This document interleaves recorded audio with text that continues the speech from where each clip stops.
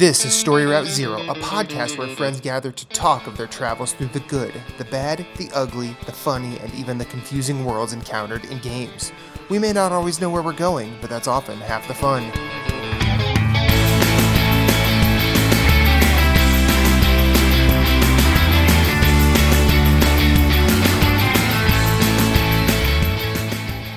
Do you have a question, comment, concern, or a story of your own? Hit us up on Twitter at storyroute_0.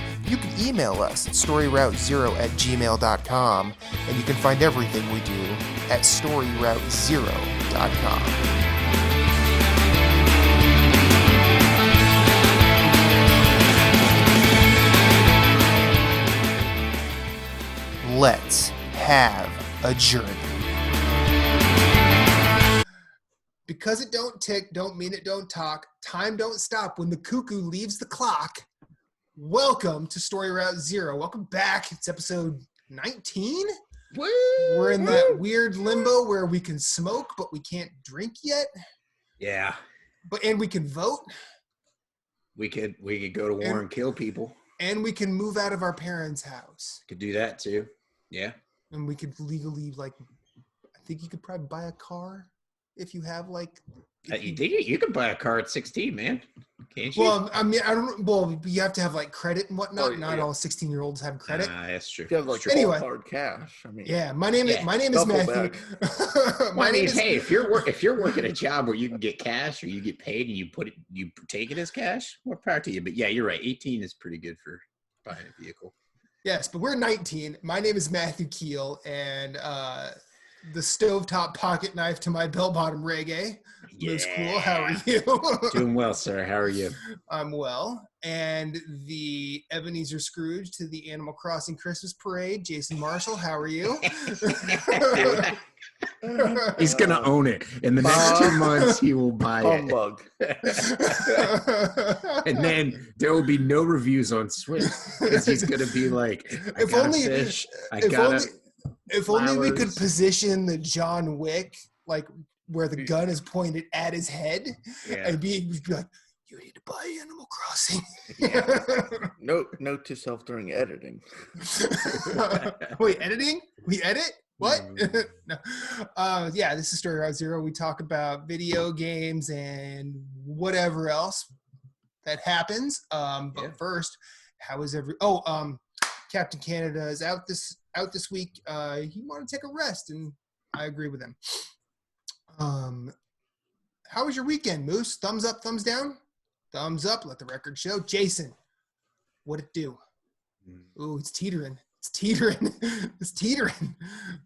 You're all Joaquin Phoenix and Gladiator with your weekend. What happened? We had to get a new sink. A new faucet, a kitchen faucet. Oh, okay. That sucks. Yeah, that's and not to mention we had the plumber come over, so that was. But that's money.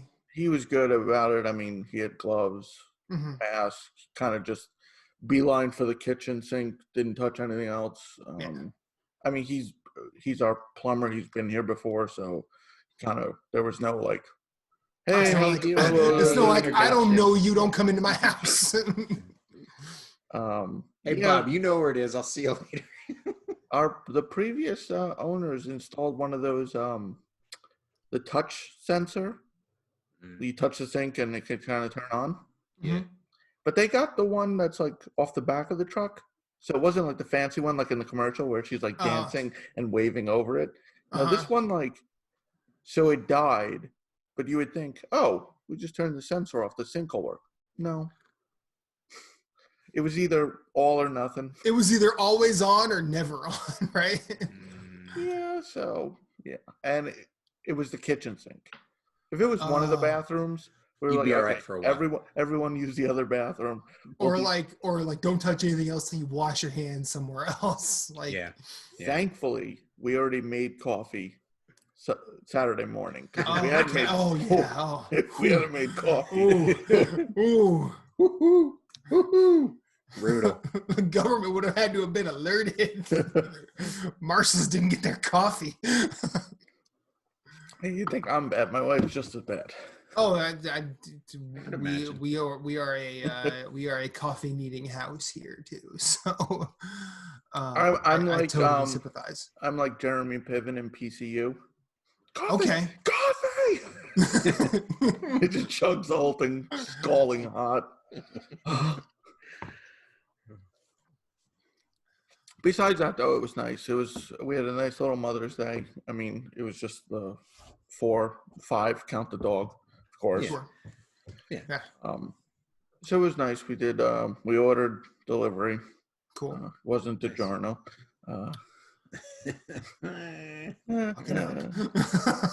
The dad joke had to. Yeah.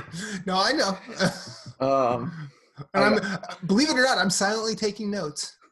I did get her those. You've probably seen them on Facebook or Twitter. The socks with the faces. Yeah, I got her socks with Aria and Amelia's face on them. Nice. How did that go over? She thought it was hilarious. Okay. Nice. She liked it. Okay. Yeah. All right. Cool. Yeah. Cool. That was good. Besides that, the sink. Yeah. We did Mother's Day with the mother-in-law. And I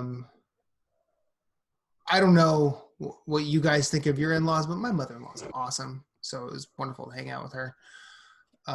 She made I like how she makes like a separate meal for Reba, and she knows that like I'll eat carbs and whatever. So she made me like a personal size shepherd's pie. So I had me a time. And it was a good time. But the interesting thing, as we were about to head home, because she lives like, the distance from where you grew up, Moose, to Philly? Yeah. She lives about that distance the opposite way. Okay. So going like towards Harrisburg. Yeah, like, no, like she's to the going west like side. going like towards Delaware. Oh, I got you now. Okay. And so I was thinking north versus south rather than Right. Yeah. whatever directions those are. But on our way home, I was like, actually, no, as we were about to leave, I'm like, I should probably have another cup of coffee. But it had been forever since I had like Starbucks French roast coffee. And because of these 2 cups of coffee that I had, I was up all night. Ooh. And yeah. That's never happened with me in my entire coffee drinking career. And I'm like, man, where is this when I'm going to work? Where's this coffee been my entire life? But I'm going to use this to segue into games like right away, because I was up all night playing Animal Crossing. Fishing like a boss. And I am officially back. And I'm not sure. I'm at that point where like I'm not sure if I have a problem or not.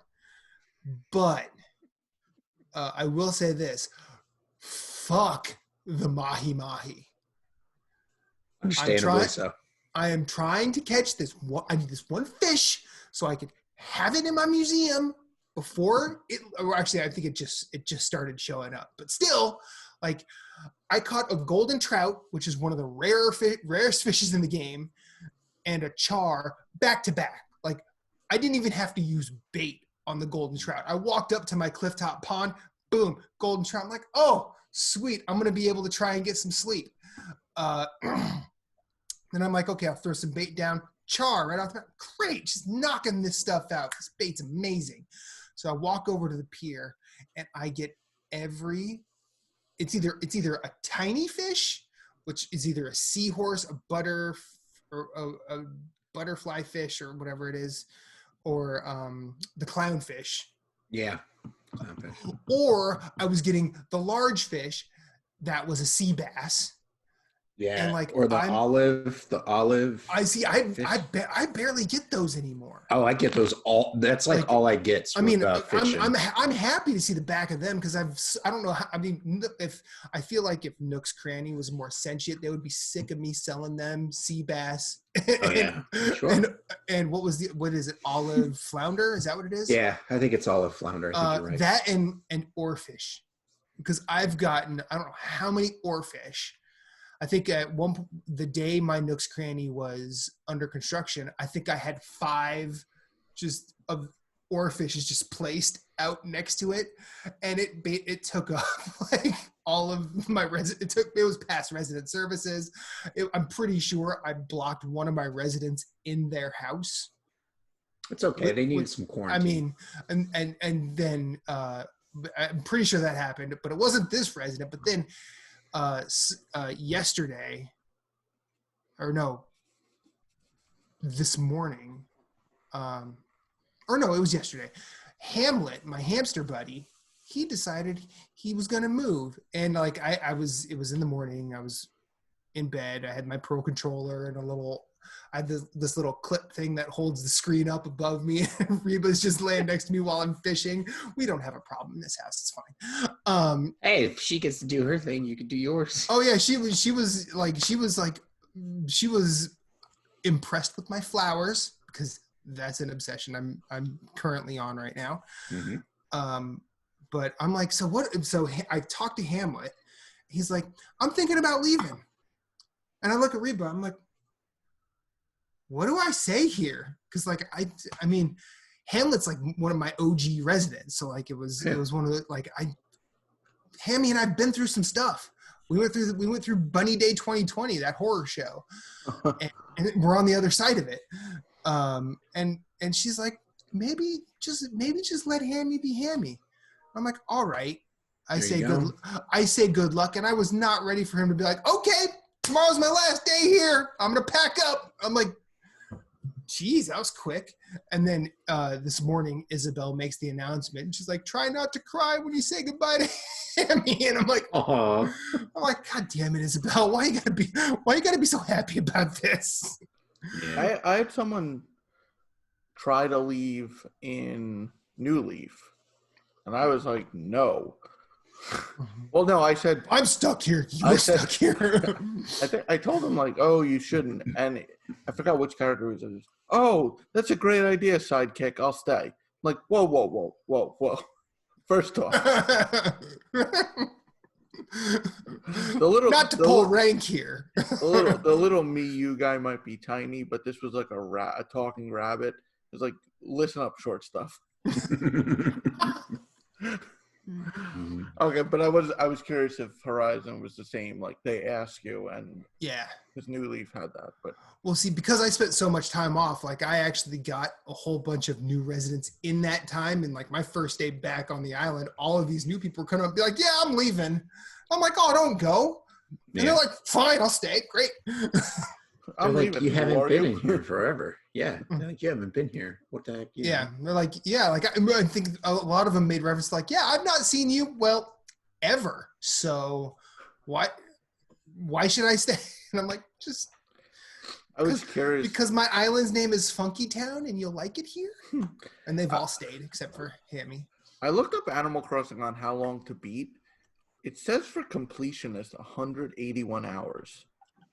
Now, what does that? I know I've asked like what the end game is, but like, is there like a hypothetical? I can actually answer this question. I've seen the end of Animal Crossing. Bunny Day? Like no, not last till Bunny Day, and who can? No, yes. You go into the Bunny Dome, and all residents go in. Only one resident come out. New mayor. No, the end of Animal Crossing in this one, because I rolled credits this weekend. I rolled credits on Friday actually, and I actually thought that was going to be my end. Because I went back. I'm like, you know what? I got to get my KK Slider concert, and then I'll be done. But then I started planting flowers and seeing all the flowers change, and I'm like, oh, let's see what we can do here. But you get 3 stars on your island. And then you get an island review, and it says, "Yeah, I've heard a lot about Funky Town. I think it's a place I might want to swing by." And she's like, or Isabel's like, "Yeah, this review is signed KS," and then Tom Nook over here, he's like, "Wait a minute, KS? Could that be KK Slider?" Like. And let's examine the logistics of this. Yeah, KK Slider, the only person in the world with KS as their initials. And then, like, the whole goal this entire time has been to get the attention of KK Slider so he would come and have a concert. Now, Tom Nook, this motherfucker, pulls out his phone and calls him. And he's like, you could have done that the whole time. Mm-hmm. We could have been here, Tom Nook, but no, you have to make me wander around and participate in your hyper capitalist rigmarole that for some reason I can't get myself out of anymore. I was gonna say you just can't escape. Yeah, I'm like, you got me Godfather 3ing into your bullshit, Tom Nook.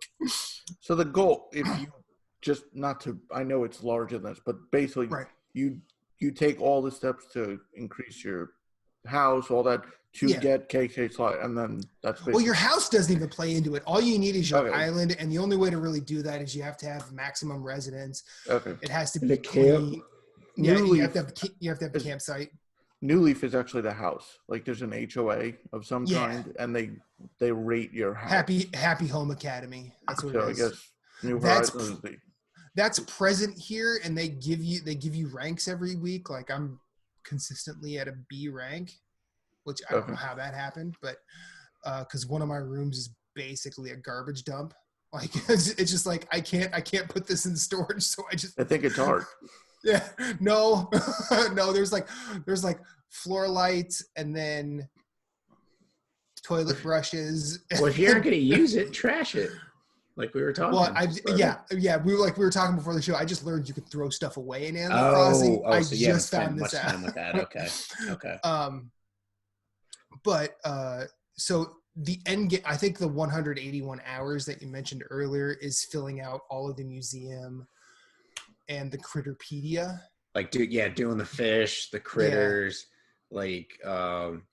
getting maximum happiness out of your residents. Yeah. You know. I mean, if you want it, I'll bet you it takes a long time to get enough proper decorations to decorate what I don't remember how many rooms the maximum house is, but I know it's like I have 2 rooms now, and then I think you get like a third, and then you go upstairs to 2 more. Then that would make it 6, because there's the main room, the 2 off the floor, you get 3. A basement, and then I guess if you get 2 upstairs, that's 6. Yeah, you get a basement. I didn't know as far as I know, you get a basement. Yeah, I haven't. I've got my 2 rooms, and I'm pretty sure that's where I'm going to stay. Yeah, I haven't expanded yet because I'm trying to save. Like, I pretty much want to do that all at once. So, like, I'm doing the stock market right now currently. Yeah, which has been good because it's been a steady increase, like end over end. Like, I've been able to like make a significant profit increase. And so, like, what did I do? So I didn't know when you first put your house down. I just wasn't thinking about it. I was right by the river, so I was like on this like little peninsula where two rivers like split off, and I was like, well, I'll put my house here. You know? Van down by the river. It was a van down by the river. It's weird. His house does look like a van. It's weird. It was a tent first, then turned it into a house, and then like went to somebody's island, and their house was on the beach, and I'm like, you could put your house on the beach, and I'm like, I got to move my house, and so. Oh yeah, you'll get that. You'll be able to move your house. The first week I played the stock market. Jeff's I think he was the first week. His turnips were like 94 bells a turnip. So I bought as much as I possibly could there, dumped them in my house, and then I think we sold them at my my coworker's island. Was like 500. It was like 400, 500, bells for turnips. So we all went to her place.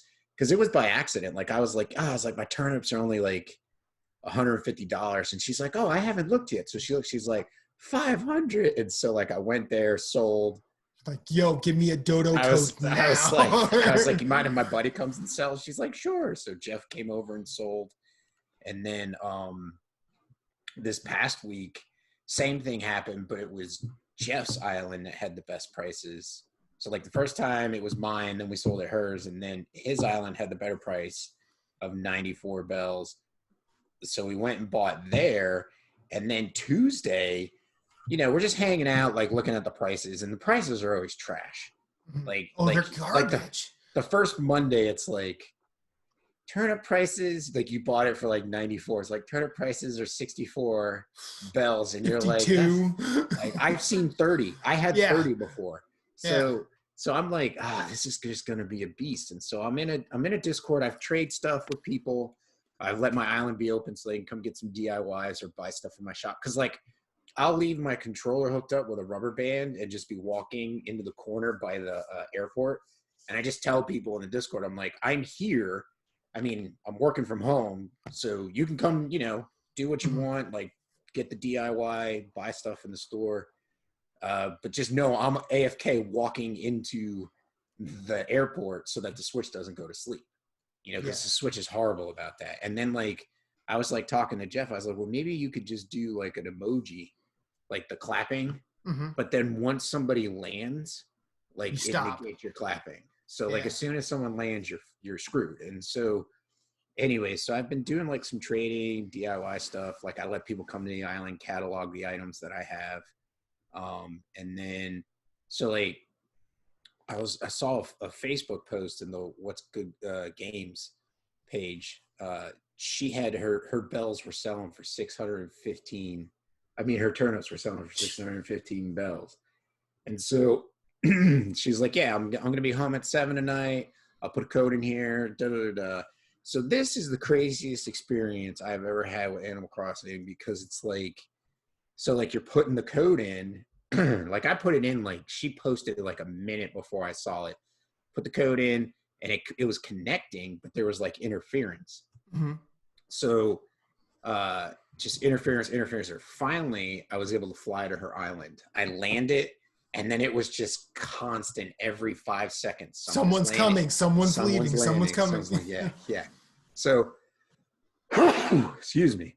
So like she was very nice about it. She was just like, come to my island. You could sell all you want. Just leave a message, leave a tip if you want, and have a nice day. And so I went, sold my turnips, and I went to her board so for those who don't know, at the recreational hall, there's a little board that you can put a message at to like leave for your friend whose island you're on. And so, anyways, I went to go put a message there. I couldn't even like type. I couldn't do anything. Like the Switch just could not process like all these people on the island. Yeah. And so I quit out of that, and then I was trying to go into my bags, and I couldn't even go into my bags to like drop a bag of bells for her, And so I sent her a message on Facebook. I'm like, hey, thanks for letting me sell my bells. I can't access your message board.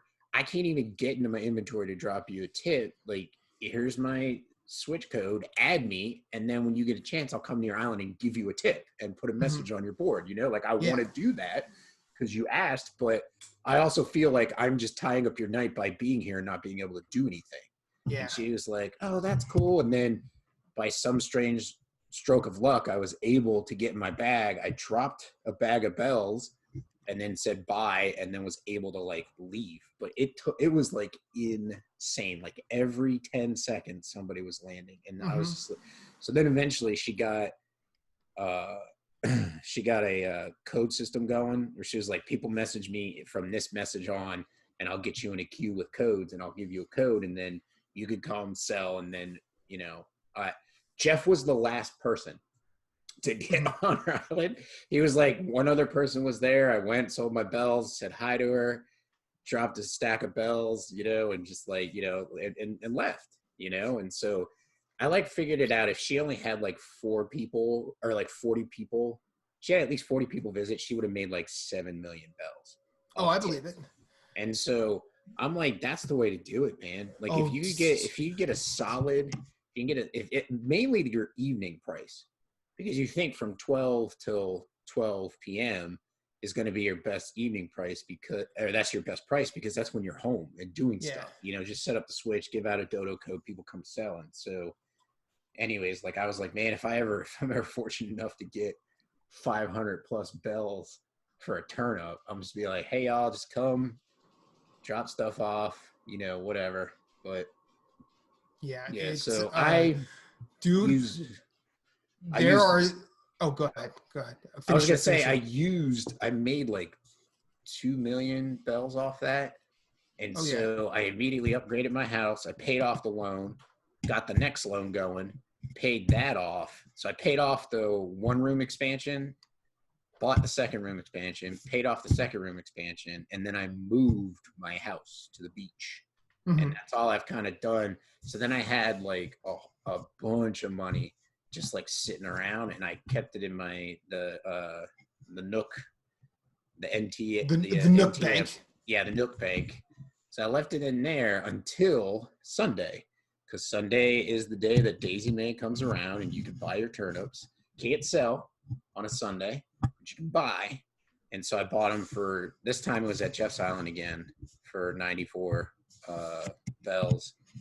Mine were 98. So I bought a bunch at his. I think you can only visit and buy from a person's island 3 times. Yeah. So I had the rest of it that I bought from my island for 98 bells a turnip, which wasn't bad. It was only 4 more bells. I was like, I'll get whatever stacks I can. So I did a lot, 246, like maybe 8,000 stacks of turnips. Sounds about right. And so hopefully this week, somebody will have a good profit or whatever. So far, it's been like people that I know, because you were talking about your like the experiences on Twitter where people are like and retweet, and I'll put you in a queue that might get you a code. And I'm like, fuck off, dude. It gets so much weirder. There are people that have blocked off their island to the point where you get in and you can't actually move beyond the Nook's Cranny. Beyond Nook's Cranny without dropping something. And you have to drop something specific, or you have to drop people are mafia. People are looking for like parts to build the giant mech. Like how do they let you in if you have the specific piece? Like, how is it, like, how does the gate work? It's not what it is. It'll be the person sitting on a stone stool with fence around it. So it's basically creates a wall. So you have to sit on the stool. So the only way you can get on the only way you can is if he comes off the stool to pick up the item. And then you can go across it. I got you now. Okay. Then it's basically it's a fenced in path directly to Nook's Cranny. Right. And then you can go and sell and and do whatever you want. Now, I mean, if people are looking for specific pieces, like personally, I'm just like whatever. Like Jeff's lady friend got it for Mother's Day from her son. And so I told him, I was like, if she wants to open her island tonight, this was today, I was like, I'll come over and she could have like everything that I don't want, like all my fossils that I don't want. She can Jeff's have gonna it. Get weirdly territorial about and stuff. And he was like, no one visits my lady's island except no, he didn't say that. Well, I mean, I figured he would be there too, but he was just like, oh, she's just getting started with the game and blah blah blah. I'm like, she's got to get the airport up and running. I'm like, the airport gets up and running like the day after you start. All you have to do is go there. And I they're mean, like, well, you have to go. Well, you gotta, you go there the day you get on the island, and they'll tell you like, oh, we're working on getting things going and whatnot. But then like the next day is when you can kick in and go places. And he's like, oh, it's been so long since I've played. He's like, I don't remember. I'm like, it's okay. It happened to me like 3 weeks ago. So I know. But do you think Nintendo paid games to be delayed so Animal Crossing could take over?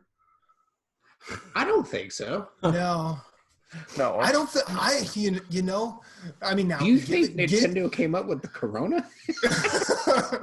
No, you know what? I think volume, they've done shortages of their own stock. Maybe they're just sort of saying, hey, like we'll get Switch you in is on the stock market if you delay Last of Us people Part playing 2. Switch a lot is not a new thing. I mean, it is portable, but I think just the fact that people are home, and that's why, like, literally, I don't have one person on my friends list that's below 60 hours in Animal Crossing. Yeah. And people haven't had it since launch was March 20th. Yeah. Hasn't even been a month yet. It hasn't even been 2 months yet. It's been 2 months. Sorry, 2 months. My bad. Yeah. Like My neighbor, I have a ton of hours in it, and I'm still working full time. So my neighbor's had 80 something. She got it a week ago. Yeah. A week and a half ago. I mean, granted, she's home. She's not working at all, but yeah. Yeah, it's an like I've said this multiple times to different people. I even think I've said it on different shows, but this is not a game for everyone. But if it gets you, if it can be a very good game for what's going on right now. Yeah. I mean, like I know. Go ahead, Jay. I think it's the connection. It's not like I love Doom. A lot of people love it. It was 9s and 10s. Yeah. But there's no, I mean, there is some multiplayer, but you're not playing like, oh, hey, you want to do this thing? Like, you play it, that's it. Like, the fact that Animal Crossing has this where people are literally lining up to go to other people's islands. Yeah, like, and I heard, I was listening to a podcast the other day. I think it might have been Waypoint Radio, where there were two people talking about, or no, it was an email they got. Someone was talking about grinding for weapons in Warframe, but in the other room, he was kind of going back and forth with his partner, who was grinding for things in Animal Crossing, and he realized that, wait a minute, we are playing the same game. Yeah. And I'm like, yeah. And I think what I really love about Animal Crossing, despite like any sort of frustration I could vent about it, because I could vent many, like the getting onto a different island or a friend's island when multiple people are trying to go there fucking sucks, because everything grinds to a halt when someone wants to leave or someone is trying to arrive. And in the chat, I agree with that statement. Go ahead. But I think the easiest part to relate to in a time of COVID is the fact that there's a set routine that Animal Crossing puts forth, like be it your fossils, your rocks, your money tree, your talking to your residents, hitting Nook's Cranny to see what they have, hitting any random vendor that might show up, like CJ Flick, Red, Leaf, hitting the Mabel Sisters, I think is what it is, for clothes. And then you kind of don't really have to do anything else after that. Like, I mean, if you want to, if you're interested in filling out the museum, like I am, like that's my grind.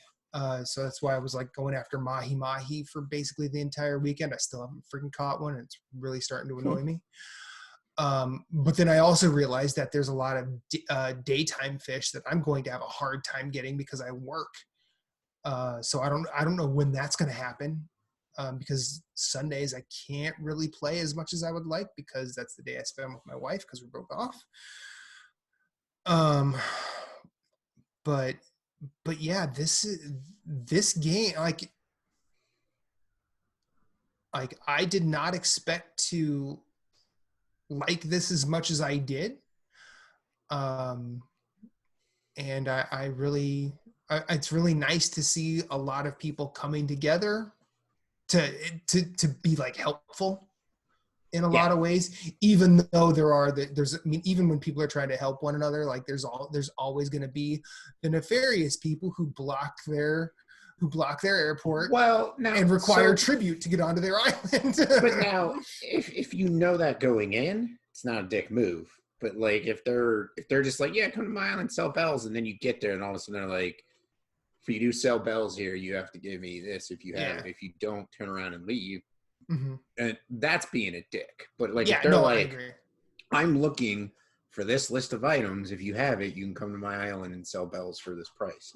And instead of getting a tip, which might not get them anything because they might already have everything they need except for like fossils or, you know, like whatever piece to build a mech like you were talking about. So, I mean, obviously I agree there are going to be people that are going to be shitty. Like, it's like Dark Souls. It's like invaders. It's going to be shitty people. I mean, there's invaders that invade and then they'll play correctly or not play correctly. Like some of them I understand because it's like you're significantly handicapped in an invasion situation. But like if they pick to like duel you, as long as you and your people, like I usually tend to respect that. I'm like, okay, he just wants to duel. He's picked either me or somebody else. Y'all duel. And then once y'all are done, then I'm gonna have some fun with him or whatever. We're gonna go all out on him. But like there's some people that are respectful even when they're invading, and there's some people that are not. So there's some people that are respectful when they're trying to run, hey, come sell your bells on my island, but for an exchange for something. Or there are other people that are assholes that are like, no, they don't even say anything, and you get there, and then they're like, drop what you have. Yeah, or just drop everything you have, or you don't get past me. And so, but I feel like it's on that. Before you finish your statement on that, have you heard of Nookazon? Yes, I have. What are your thoughts on Nookazon? Now, Jason, you might not know what Nookazon is. I do not know what Nookazon is. There are people selling their residence on Nookazon. Think of Amazon. It's just Animal Crossing stuff. It's stuff in Animal Crossing. Like, oh, you want a fully made robot? Okay, you're gonna come to me with however many. I just went to nookazon.com. Yeah. Do you want an air circulator? 99,000 bells. Yep. I could probably get that in a day though, fishing. I think. Totally. I mean, like the day that I got turnips, like I took 150K to Jeff's Island, and then I fished till like 11:30, and I took another 150K to my Daisy May. Yeah. Which is only 5 bells more, and if I can sell them all for more than 5 bells more, I'll be happy. But yeah, because she leaves at noon. Yeah, like she's which I learned last time. Yeah, like she's out the door at noon. When I was first selling my bells, my friend Linda had to come to my house. She's like, it's 11. She's like, it's 11:15. I got to get there before 12. And I'm like, okay, well, I was helping Kelly. Like we were doing yard work and stuff. And I was like, all right, well, I'll hop on real quick. I'll let you on. You can buy the bells. Because I think her island was like 120 some. Mm-hmm. So I was like, yeah, come buy them all you want. And then, once you leave, I'll just go back to helping Kelly. Because I was taking a break for lunch or something. And so she came on and did it and then was able to go. And then she was like, she's like, I have to do it before 12 because she leaves at 12. And I was like, well, I did not know that. So now I know that. Mm-hmm. And I'll keep that in mind. Because like I did what you did this week. Like I was saying, I bought a bunch at Jeff's Island, bought some at mine, did some stuff, sold that stuff, and then turned around and bought even more. So like every free space in my house is covered by a turnip, except maybe the little area that you walk in the door to my house, but Jeff keeps his out back behind his house or his residence. I was like, they don't get weird in the rain and stuff. He's like, no. He's like, you're good. I'm like, okay, well now I know that. I will probably create fence off a little area and be like, this is my turnip area for my turnip fencing area. Or mine are all along the eastern cliffs of my island. It probably smells like shit over there, but this is it is your island. This is so surreal. I'm looking in I will not. Don't even say it. I tried. You will have it. No, I don't. You will have it in 2-3 weeks. Let me shut your whore mouth. Let me finish. Look, man. This is payment for the World of Warcraft, Jason. This is. I bought New Leaf. You mess with the moose, you get the Tom Nook. I bought New Leaf to see what the hoopla was about. And that's only like part of it. I know, but I didn't enjoy New Leaf to the extent that I want to. So, but it's just, for me, I'm just saying, like. Imagine New Leaf with crafting. Yeah, not interested. Lies. Definitely not. It's just weird, like, this is make a all. bedroom into a WWE arena. Nope. There you go, dude. Yeah. Okay. Got a pinball machine. You want a pinball machine? Nope. You want a Street Fighter 2 arcade machine? There's nothing. Jeff posted those pictures of the person who made Borderlands outfits in Animal Crossing, and that didn't get me to buy it. I'm not getting this game. Yeah, that's true. Okay. But my point was, it's just so strange seeing this, like, I don't know how many people I follow on Twitter, but I see all gaming related stuff, and it's always it's still a wide variety, but this is like a majority, and it's like so it's weird, like that's so many people, like, and it keeps going. It's not like 2 weeks ago everything was Final Fantasy VII, and then a lot of people bought it, so it kind of fell off, like they were done. But this is like still they're back on Animal Crossing. Like, I see Doom ads with all the review scores, but I beat Doom, and that's where I'm done till the DLC. But, like, this same day came out, and it's still, like, going on. Like, the only breaks were, like, for Nintendo fans, like, people were making new levels in Mario Maker. Then it's back to Animal Crossing. Yeah. Like, someone recreated Legend of Zelda. They made a maze in Animal Crossing. Yeah. There's a lot of things, like people, like someone's made like a Halloween town. Yeah. There's a person on YouTube that does a Deal game or show. No Deal. Deal or No Deal. There's someone that does Survivor. Well, yeah, Gary Whitta. He does his talk show on there. Which, by the way, was so Reggie cool. was on. He was already on? I thought they were trying to get Reggie on. He was trying to get Reggie on, and just, I guess he randomly just said, "Hey, Reggie, how do we get you on?" And, like, Reggie responds. And if people are wondering, the former president of Nintendo, he goes, "Hey, send me a DM." And Gary was just like, "What the?" He was like, "What? Wait, what?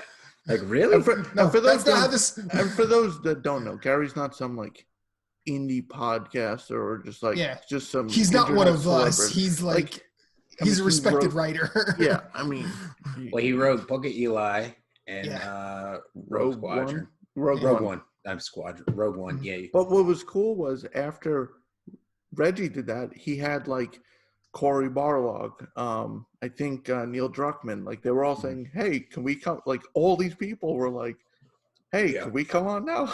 Yeah. Well, like for those that don't know, like he reached out to his community, and his community supplied like you go and check out his YouTube and the videos. It's a set.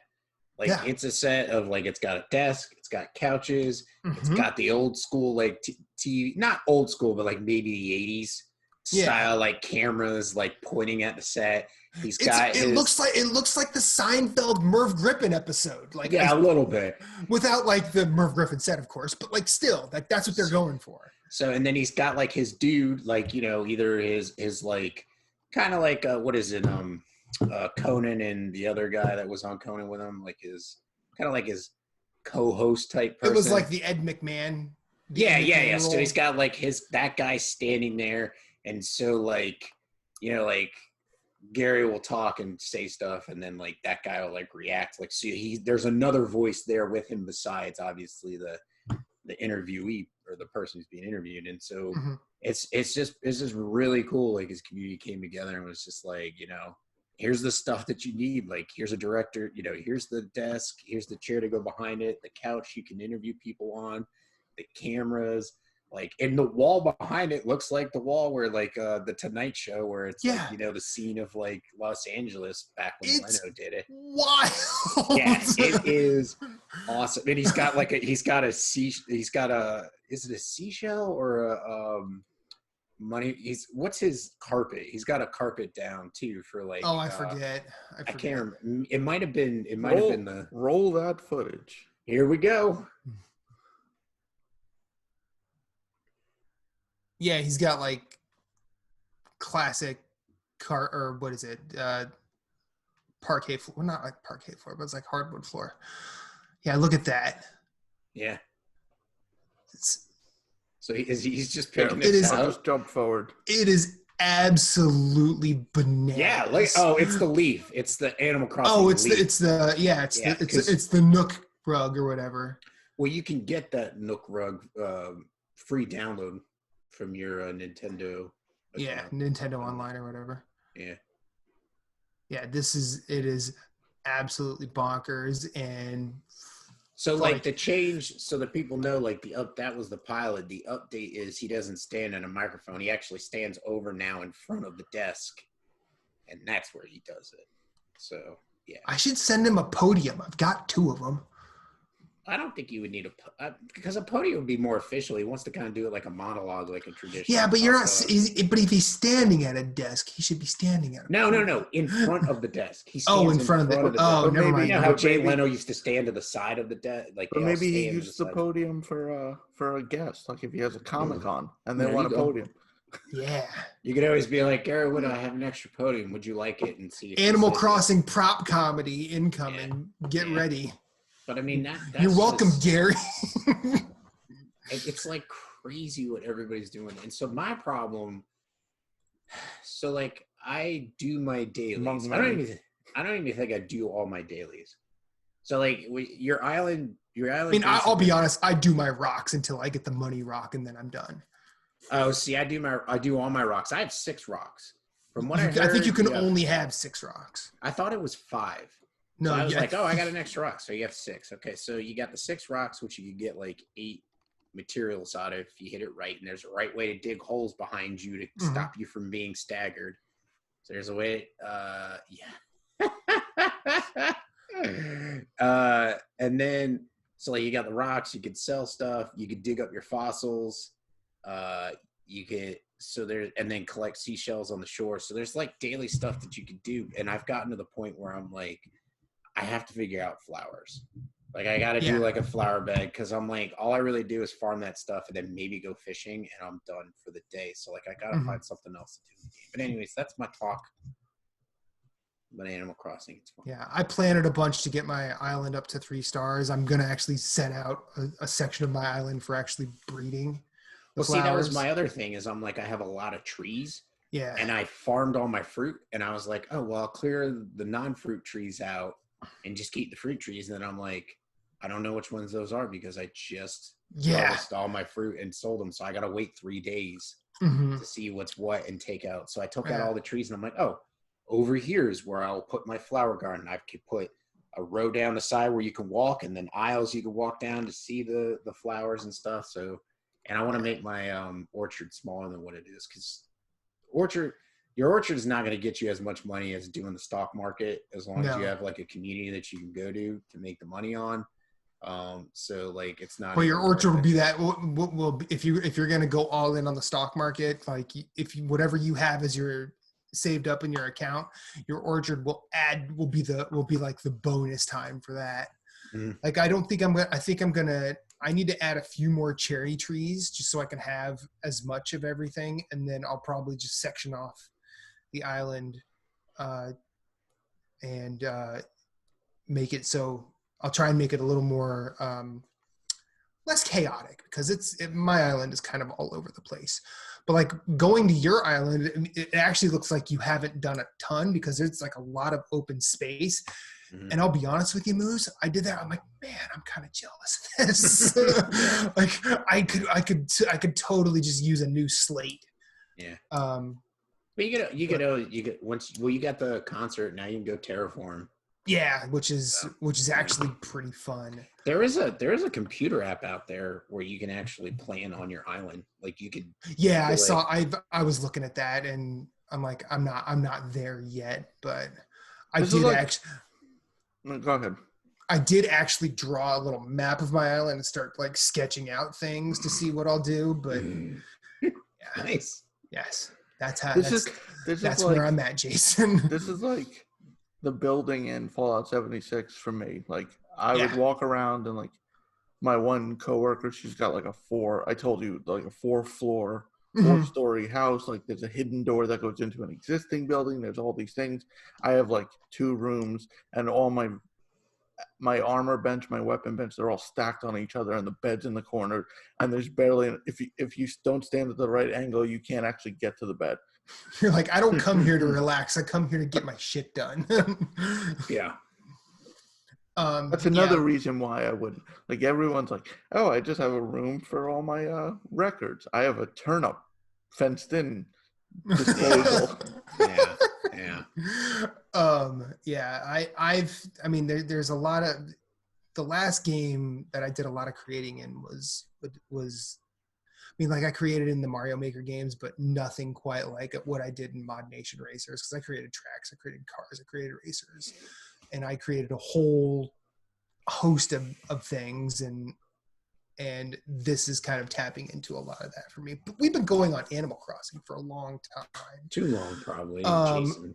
But I'm going. I'm going to segue because it was actually mentioned. Moose brought up Dark Souls. I got a funny story about Dark Souls 2 that doesn't involve me for once. Ooh, I like it. It involves me watching Ahmed do his best me impersonation. Did he just fall off an edge? Oh no. Oh, it better. We're going through the DLC of Dark Souls 2, and we're in the first one, which is the Old Iron Throne.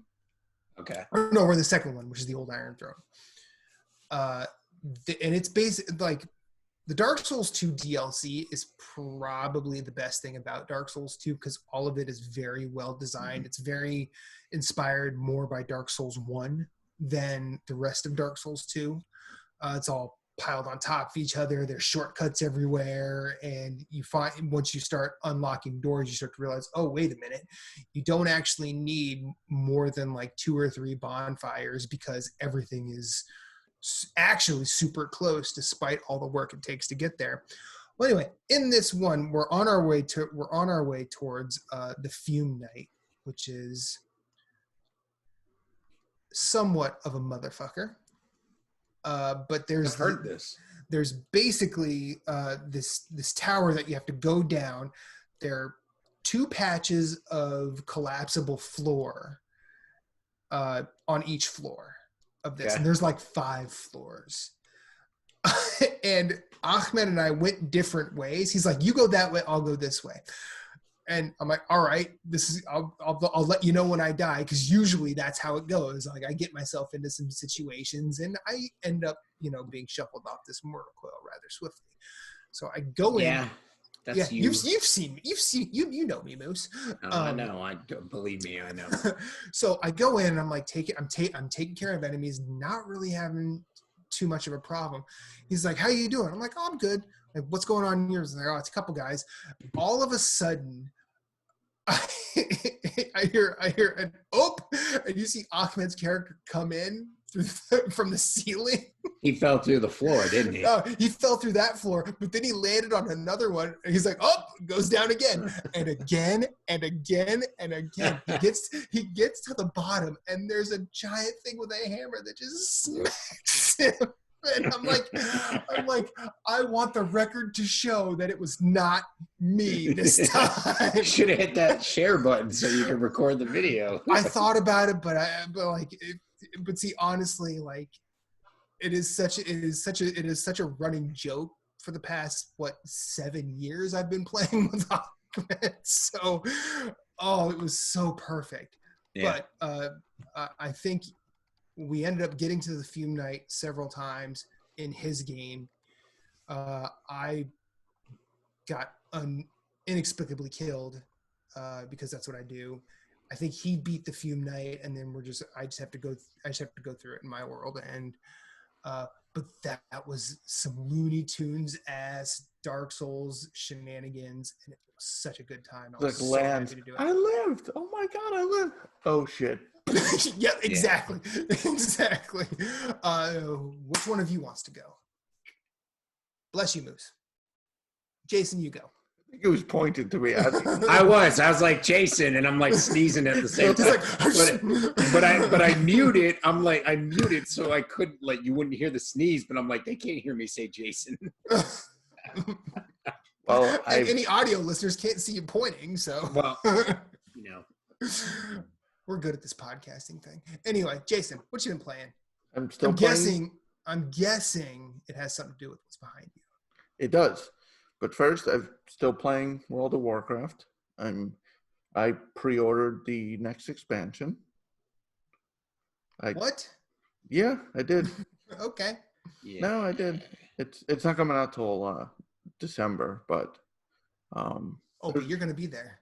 Oh yeah. No, I mean, you know what? I was talking to Captain Canada about it before I quit in 2012. When I played, I felt I had to raid. That was the thing. Like, that was the end game. You raided. That was it. Yeah. Back then, I was like, no, there's no point. Why would I play the game and not raid? I think now that I'm a little more grown up, a little more. Well, hold on. Earlier today, I was playing. Checks his note. Hold on. Earlier today, I was playing William Tell with a Nerf bow and arrow with Arya. So I said a little bit grown up. Well, no, that wasn't a dig at that. It was. Well, who had the apple? Did she have the apple or did you? She had the apple. She can't shoot the bow and arrow. Okay, so it goes like into the ground. It goes into the ground. Where's the fun with that? Anyway, what were you gonna say, Moose? I was gonna say.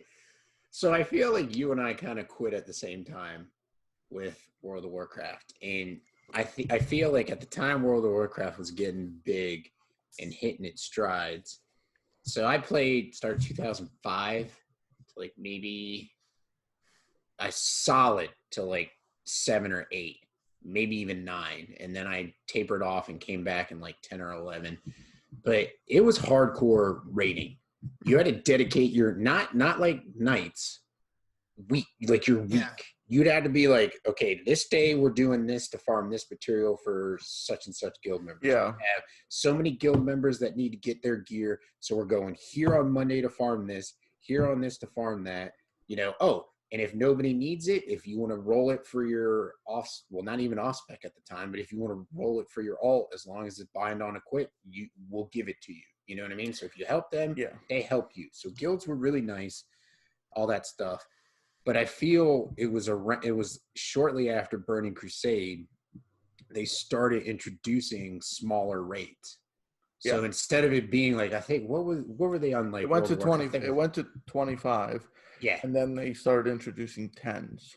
Yeah, and then you could also do like lower levels. Like you could be like, I'm going to do a regular raid. Then instead of a heroic. Epic. And then I'm going to do, a heroic raid. And so you could be like, well, I'm a dad that has a kid now, because a lot of the people that played the game started having kids and their time was going like the way of the dodo.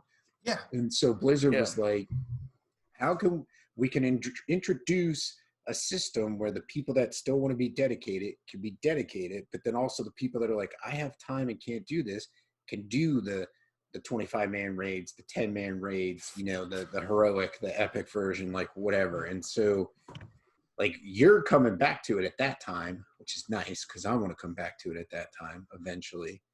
But yeah, like I agree with you. Like when you get to that point where you're starting to raid, you're like, well, it's a second job. You know what I mean? Like it's a second job, and it's like I don't want a second job. You know? Yeah, and back then, and I kind of feel it similar, but I kind of know I can't. Like, why would I want to play a game I can't play to the end? Like, it's like, why would you not want to raid? Mm-hmm. But there's so much to do in World of Warcraft. Plus, if you do want to raid but don't have time to be like on a schedule, they actually, you haven't seen it, they added a looking for raid. So remember the looking for group? Now you can actually queue up to do, it's an even toned down version of the raid that the whole group is random. Yeah. Well, I mean, you know, you were talking like, why would even somebody want to play World of Warcraft if you aren't going to raid? I can give you my example of why. It was the first social game that I played. Well, yeah. Mm-hmm. So, and I played it to talk to my friends online, and we would just level characters. We would be doing instances, looking for new gear, different gear, all that stuff. And so, you know, that's why I played. And then it eventually got to the point where it's like my college MacBook Pro could not run World of Warcraft anymore. And I'm like, well, am I going to buy a new PC to play this? Or am I just going to buy? And at that time, I took a turn and went in the Halo 3 direction with a 360 and played Halo 3. So, but there's tons to do. I've tried other MMOs since then to kind of get the fix, and I never got the proper fix. Well, because this was your first, wasn't it? Yeah. Yeah, that's like me. So I'm having a blast, but that's good. Not gonna. Well, you're playing with Captain Canada, so that's always a good time. Yeah, when he's on, we've been playing together. It's fun though because there's so much to do, and I don't need to be that hardcore. Like we raid Tuesdays, Thursdays, but then Monday, Wednesday, Friday, you have to do, like you said, all the stuff to prepare for Tuesday. It's like I don't want to do that. Yeah. But there's enough to do. There's the achievement system is like there's no platinum like this. There are like over 5,000 different achievements. Yeah. It's pretty insane. So I've been playing that. We'll obviously see how it is once we go back to somewhat normal when I'm working. Yeah. I'll probably still play, but I mean, I'm comfortable being a casual, which is weird. I'm comfortable. Well, you are a filthy casual. I am. But I picked up 2 games this week. The first. Well, hold on one second. I got to ask the important questions for the possible WoW fans listening. Number 1, what is your class? So I was always a hunter main. They have dumbed down the game a bit, so it's. Because this isn't classic. You're playing traditional. I'm playing. I mean, you're playing retail, like the regular. retail, yeah, regular. Okay, all right. I decided to level a new character. Okay. I'm a protection warrior, a tank. Okay, and question number 2 is what race? Human. Human. Okay, actually, that's a good mix right there. I did get to max level. There's currently a buff going on. You get 100% extra experience, so it's not like, oh my god, Dude, you got the max. You probably level pretty quickly. Oh yeah, I like constantly dungeon queue after dungeon queue. Like I didn't quest. Like I was telling Captain Canada, like I hit level 15 to get into dungeons, and I stopped questing. I did like 40 quests. Yeah. I got there, and I never quested. Like I don't have flight paths. I'm missing flight paths in game because I didn't do anything. I was like, oh, oops. You're like, how do I, dude? I remember the first time I played WoW, playing a night elf, trying to get to Stormwind. Oh my god, going to Stormwind from where the night elves start. Holy shit! It's just, Matt. It's run, die, go to the grave, pick up your body, run 10 feet, die, go to the grave, pick up your body, run 10 feet, and die till you can get to where the flight path is, because they have guards there, and the guards will protect you. Sounds like Stormwind was broken. No. This isn't even getting into Stormwind. This is getting to the flight path to get to Stormwind. I was making a fart joke, but okay. Basically, but when you die, you go back to the nearest graveyard, and you have to retrieve your corpse. Okay. So it's like Dark Souls where you pick up everything? Yeah. In a sense, you don't lose anything except durability, which is just cost money. But He's right. It's called a corpse run. You would basically run. You would actually run past your body, clicking release, or revive, and just keep going and try to get a little further because usually the guards in any zone are max level. So a max level could, in theory, defeat them, but they're not going to be able to just blow by them. Yeah. And you're like, click on the flight master, fly away. You can't souls run past these guys. It was the damn crocodiles in the swamps because they're like level 20, and you're trying to get to Stormwind as a night elf at like level 5, so they're like 15 levels higher than you, and they're just there was different continents. Well, there still are. So each race starts in their own zone. So if you wanted to level with a buddy in a different zone, you had to basically run there, and it was like, oh god, this is gonna take. Now they have there's easier ways to do it, but those were fun. Which is why, like, when I come back, I've been contemplating like focusing possibly maybe more on classic than the traditional, because not traditional, than the retail version, like the regular version, because classic is just like, it's just like, is it more or less what you know? That's probably what it is. It's probably what it is, because, well, I felt like, so the reason that I kind of hate it, like when I would go back to WoW, I'm like, it's not the same. Like, it's not the same, because you would start like a new class, and it's like, oh, well, you instantly get level 50 and you have to go do this. I feel like, for me, classic is going to have that better, like, reward system. Like, I actually put time in and, I get this. I get a level. You know what I mean? Because, like, you were talking, Jason, you just did dungeons until you got to max level. And I'm sitting here thinking, oh, man, he missed this. You know, he missed Scarlet Monastery. You know, not that you missed it, but, like, you would just go there, out-level it, and not even use any of the gear. Like, you know what I mean? Like, that's kind of what I'm talking about. Like, it's like finding the gear that you get in the instances and then using it until you level it in the next instance, you know? So to that point, though, so if Matt were to start playing, he could level the same way I do, but it would be slower. So they have in-game, it's called heirloom gear. It actually increases your experience gained, but you have to buy it. So a new player couldn't possibly buy it because it's for people. It was designed for people who wanted to create second, third, fourth, fifth characters. Yeah, alts. Yeah, you're freaking. So for a new player, it would matter. I've already experienced.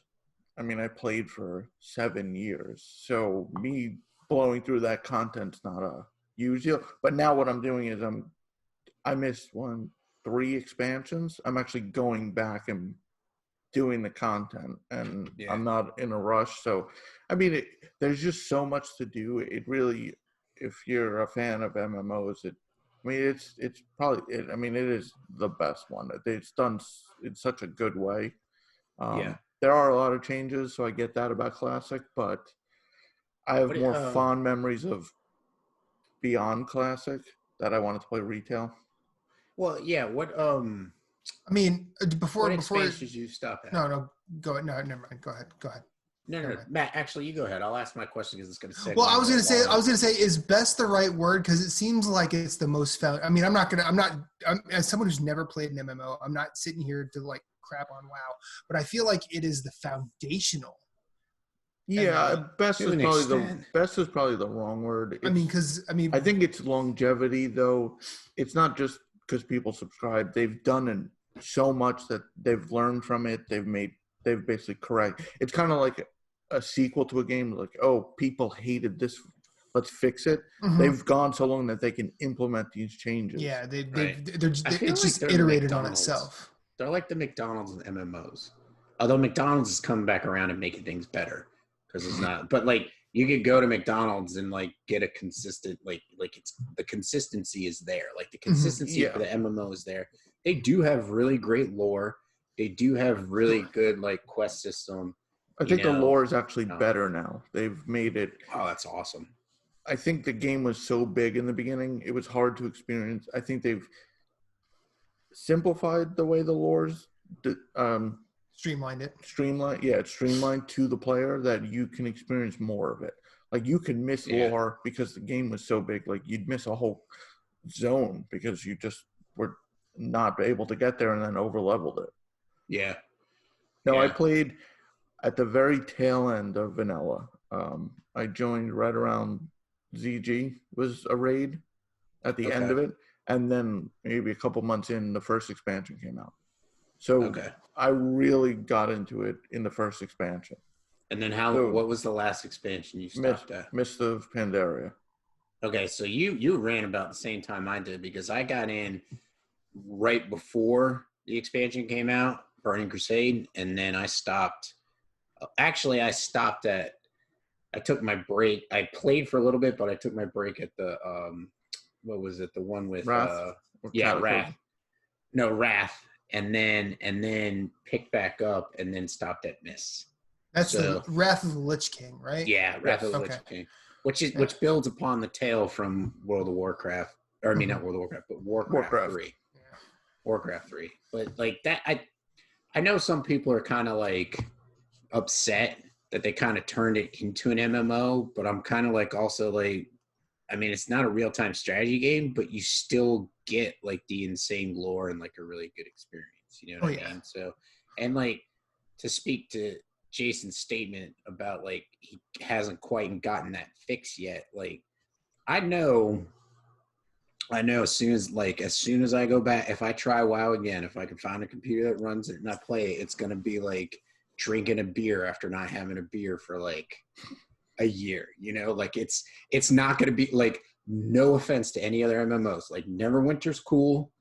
It's got its vibe, but it doesn't have that history with me. And I think that's the big thing that builds off of your hit is the fact that you have your history with World of Warcraft. Like I do, you know, like I tried Neverwinter's fun. We tried it. Everybody bounced. And then like Final Fantasy 14, I like a lot more stuff in Final Fantasy 14, the way they do things, than some of the things they do in World of Warcraft. But my history is in World of Warcraft. You know what I mean? Like, so. I think what they simplified actually translates to accessibility for new players or returning. Like, I never played a warrior tank, but I was able to create it. I played long enough that I knew the concepts behind the warrior, what they had to do. So it was easy to get into it. And then I'm 120 now. I feel comfortable enough that I could tank a raid that I'm going to try this weekend. Do they have a cycle? Do they have a good spell cycle? Yeah. Good. But I said before I was a hunter main. I don't like the hunter spell cycle now. I'm sure it's trash. I'm like, this just made it like when I played, like, and I was in like 2 hardcore raiding guilds. Like one guild we had like the server second kill on a few bosses. Yeah. Like we'd go like hardcore, like 5 hours, like 5 hours, 2 nights a week. Like it was absurd. But I would like use spreadsheets. I'd be theory crafting. Like, no, this spell rotation. No, this item looks worse, but it actually over a longer fight, this is better, but a short fight, this is like, it gets insane. But I feel like there's something between the achievement hunting. I know Captain Canada loves the PvP, so there's hundreds of hours of content in PvP. They've added a big thing was you'd farm that old gear because it looked cool. They've basically added so they added it into game where you don't have to have the gear. You get the gear, it's added to your collection, and you can delete the gear. And so basically you have a menu that shows you all your gear you collected. Then there's all the sounds like Animal Crossing. Fine. Throw it in the trash can, it goes away. So get its catalog. Yes, I've been playing WoW and I'm enjoying it and I'm gonna continue playing it. Quick question. I'm gonna be a filthy casual. Before we bounce off the WoW, do they still have it where you can only have 2 specs? No, so you can switch. You can do 3? So you can switch between your 3 on the fly. Okay, so those who don't know, when I played, you can only have 2 specs. So I created a human paladin to be my DPS paladin, protection paladin, and I created a dwarf paladin to be my DPS paladin, healing paladin, so that I had like all three, but one, like I could do DPS to like do questing and stuff, and then roll to the other spec to do like instances if I need to. But go ahead, sorry. Yeah, you can actually switch between when you bring up your talent, you could switch between. It'll switch your hotbars. And the gear actually now can be used for all specs. It actually grays out, like if you're a paladin and your protection, you'll have strength, but if you switch to your healing, that same gear can turn it to intelligence. So nice. Yeah, they made it so because then people don't have to find, like there's healer specific items. There are like but like your base gear, like your helm, right? Like shoulders. Just your base gear and your base stats. Like you were saying, like DPS, you're going to be rolling strength. Same with protection, and then is there a health based stat? Stamina. So they would be stamina for your, and then your healer would be intelligence. Because you want to have that mana pool to cast stuff. But like, I feel like I used macros a little bit. They still have them. I used them a little bit. I really used them in Final Fantasy 14 because trying to do a controller is just insane. So you like, and plus they work off, Final Fantasy 14 works off a combo system. So you can basically be like, do this spell, wait 1.5 seconds, cast this spell, wait 1.5 seconds. So you could do like 7 spells in a row, which is like we were saying, your cycle. But on the controller, you're just hitting one button. But like I always liked how like it was just like boom, just go right down through your cycle. Like the paladin was always kind of messy, so I'd like to see, I don't want to know any answers you might have, but because I want to experience it firsthand. But when I jump in, I can't wait to see if they fixed the DPS paladin's spell cycle, because it was always like whatever you want to do. Like they were just like, here's your spells. They here's cleaned your up all the classes. Yeah. See, I imagine they would, because they were like, here are your damaging spells for your DPS. Like other classes, it's like do this, and this. And then like with paladins, they were just like, whatever you want. And they just like turned it on its head. And you're just like, okay, I'll just do whatever rotation I want. But anyway. They made it's easy to play, but you can master it. And if you spend more time with it, there's a good rate. There's a good investment to master it, is kind of what you're saying. Yes. Okay. All right. I'm sorry. Done with WoW. I went a little nostalgic there. What other 2 games have you been playing? Obviously, one of them's in the background. Mr. Wick. I picked up John Wick Hex. Cool. So our buddy Jeff was saying it's a game I have to be in the mood for.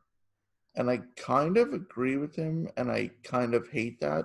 I don't want to be in a mood for a specific game. I want to just play the game. There's a lot going on in John Wick Hex. Like to the point where the UI is a clusterfuck. There's way too much on screen when you're playing. Like, that's brutal. It's turn-based, but you do have some free movement.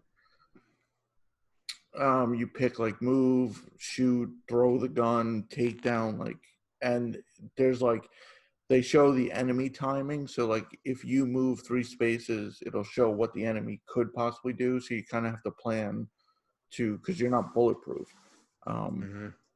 It's just, I felt the UI just kind of, there's too many menus. Like I've played turn-based games, but it just seemed like it's all right there. I mean, once you get it going, you get a rhythm.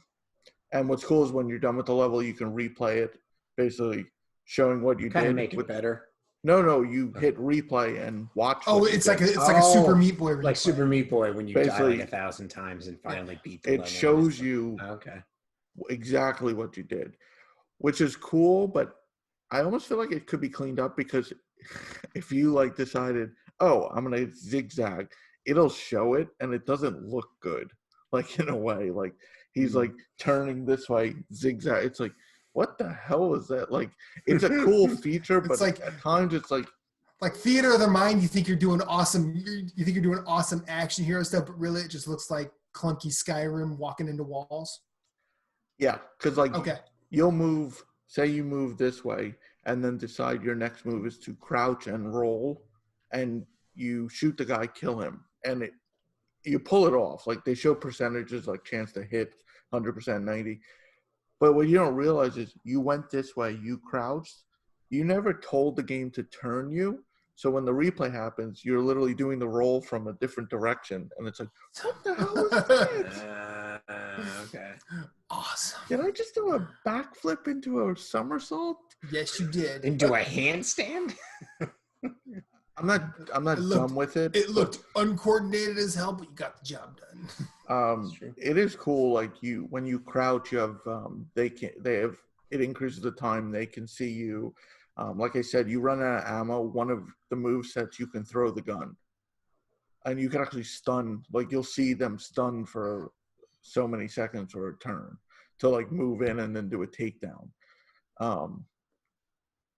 Ian McShane, so far that I've seen, Ian McShane and Lance Reddick both reprise their roles. Cool.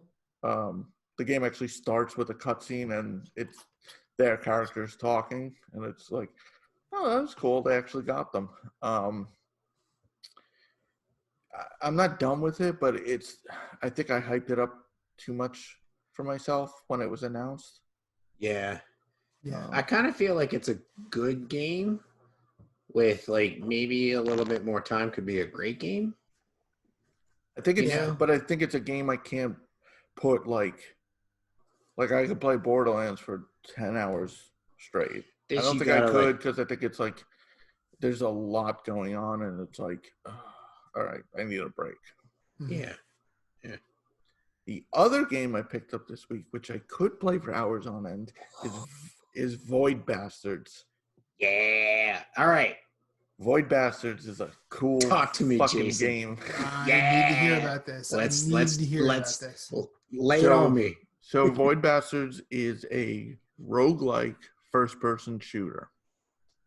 The premise is you're a prisoner who's been assigned to do these random tasks for, I'm not far enough in to know exactly what, but this computer kind of AI says, okay, here you go.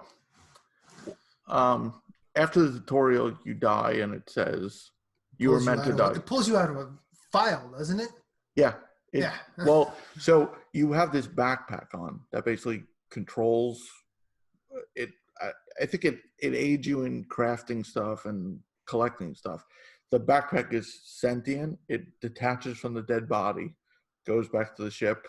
The file's pulled, and you get a new client.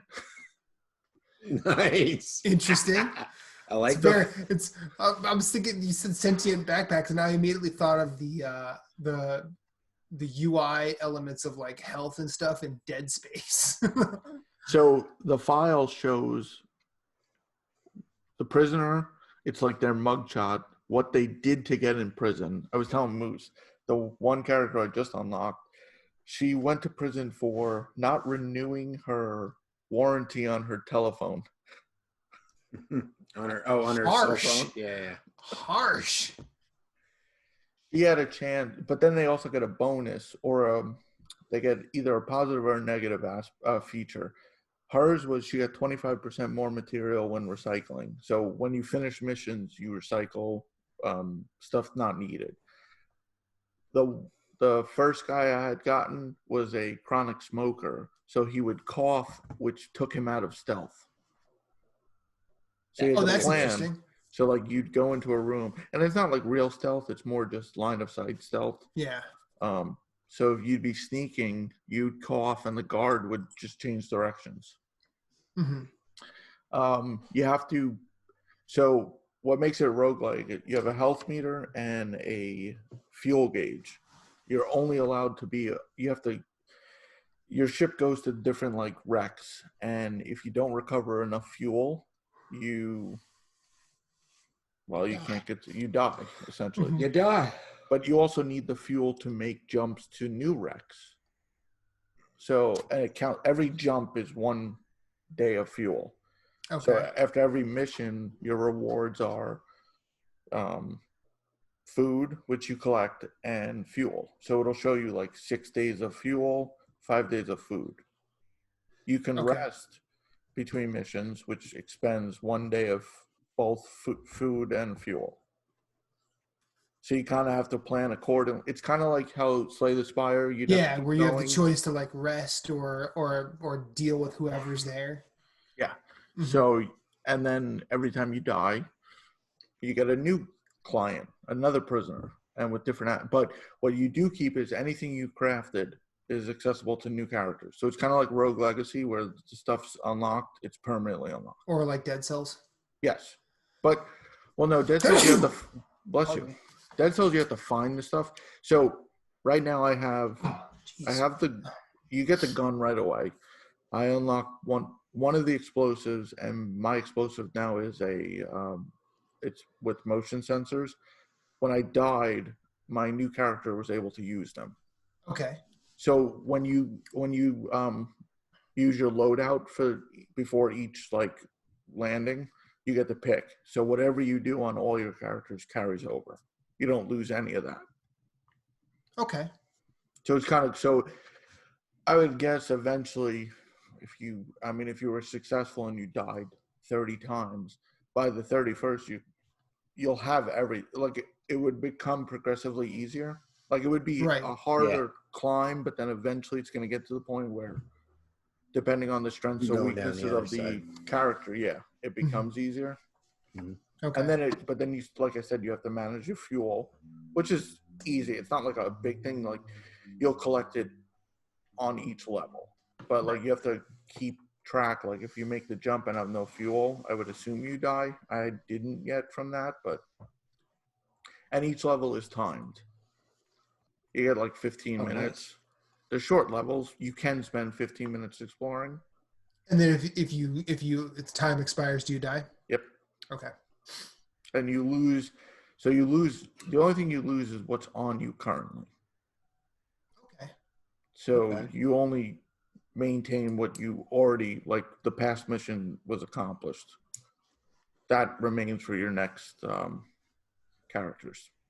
Yeah.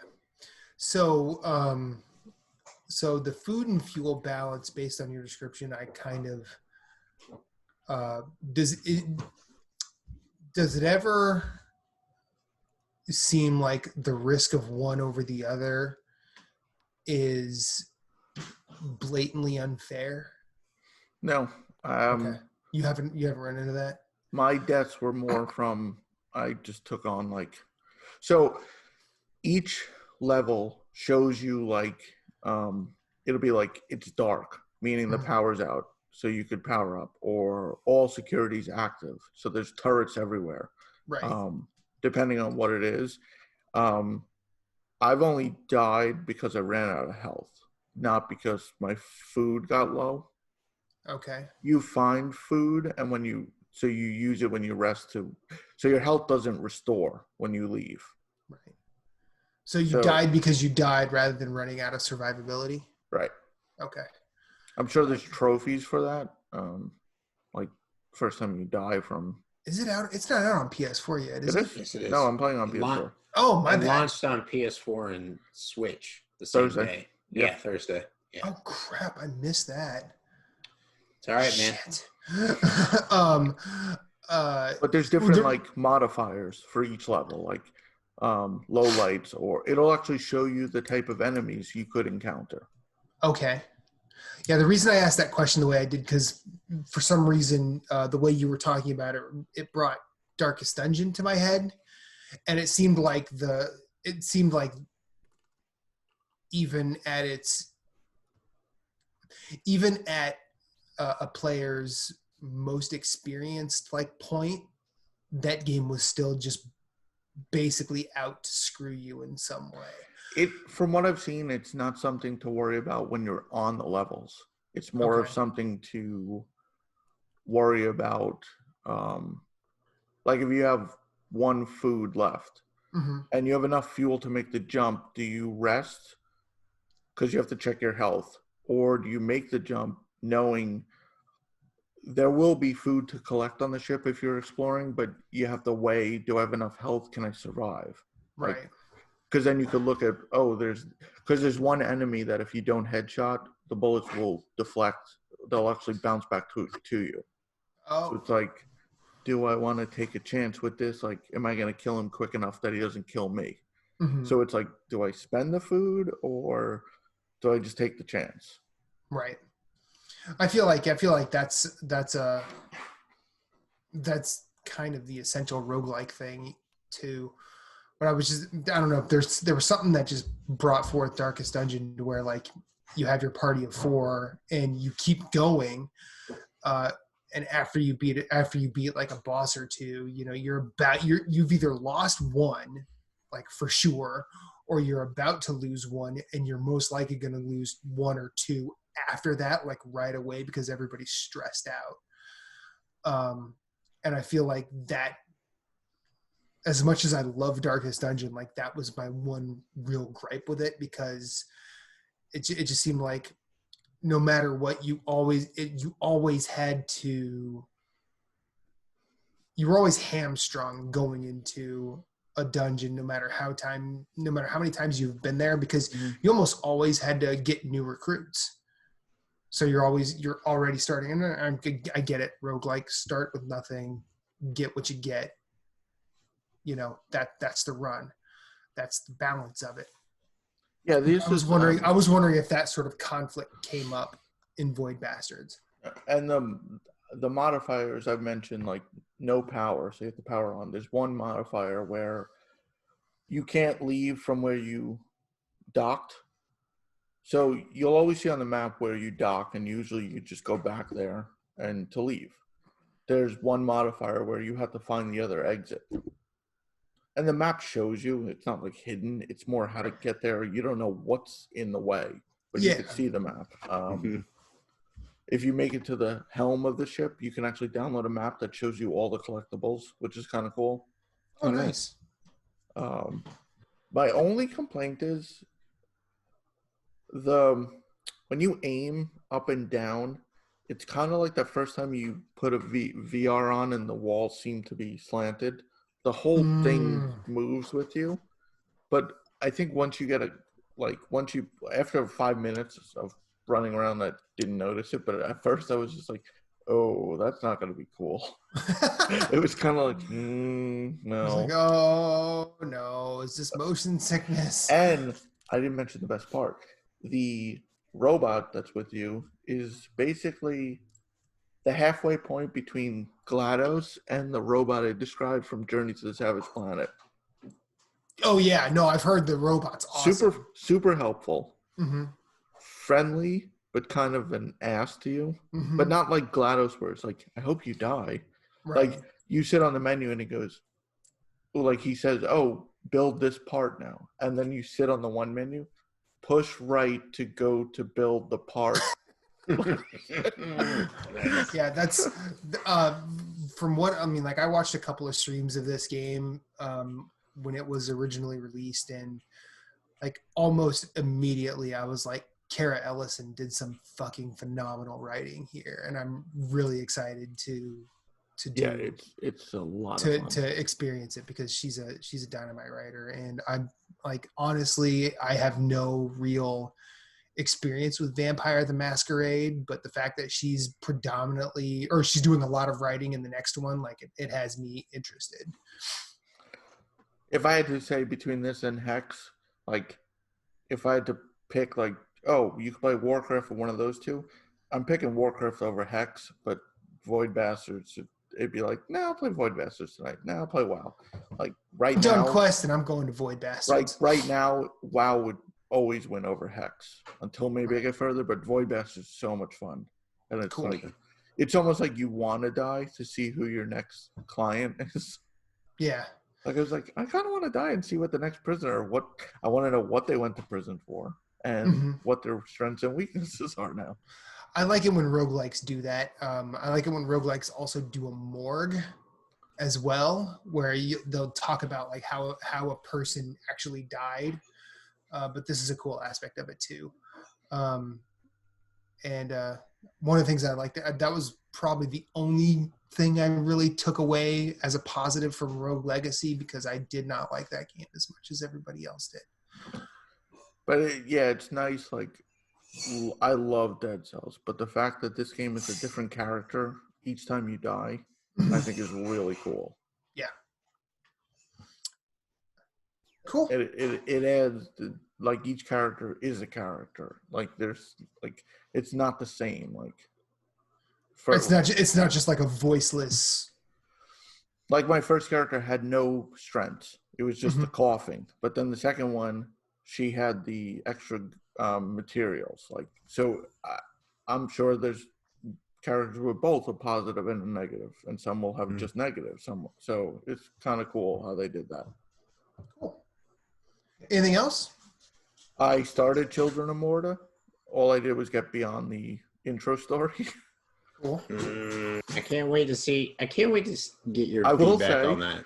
And it's not fair since he's not here, but I'll do it anyway. I don't see a problem with the text, Jeff. It's not that small. Oh, shit. Call him out. Oh. You know he's on an island with his boo. To be fair, I've had laser surgery. My eyes are probably better than his, but just saying. Yeah. He's juicing. Moose. I got a shine job. Yeah. So I know there's at least one game that we've not talked about for you. At least one. So because you and I played it together. I don't even remember. Some bitch.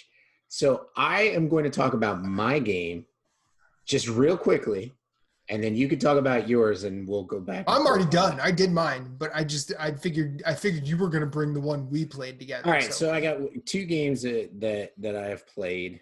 Okay, I'll talk about this one first because you and I played it, and that's Streets of Rage 4. Hell yes, it is. Which,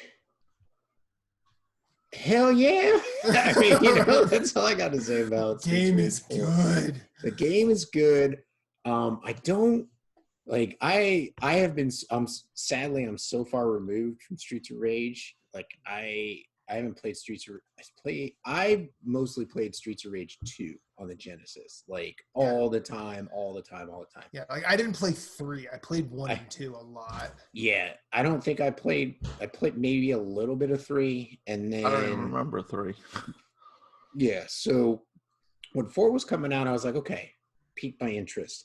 And then the reviews were coming in, and it's like 9 out of 10, like a lot of them. And then like I just read an article on Destructoid where they're like, is May too early to like consider a game of the year, talking about Streets of Rage 4? And I'm just like, like it's because last year Resident Evil 2 remake came out in February, and it was and it ended up.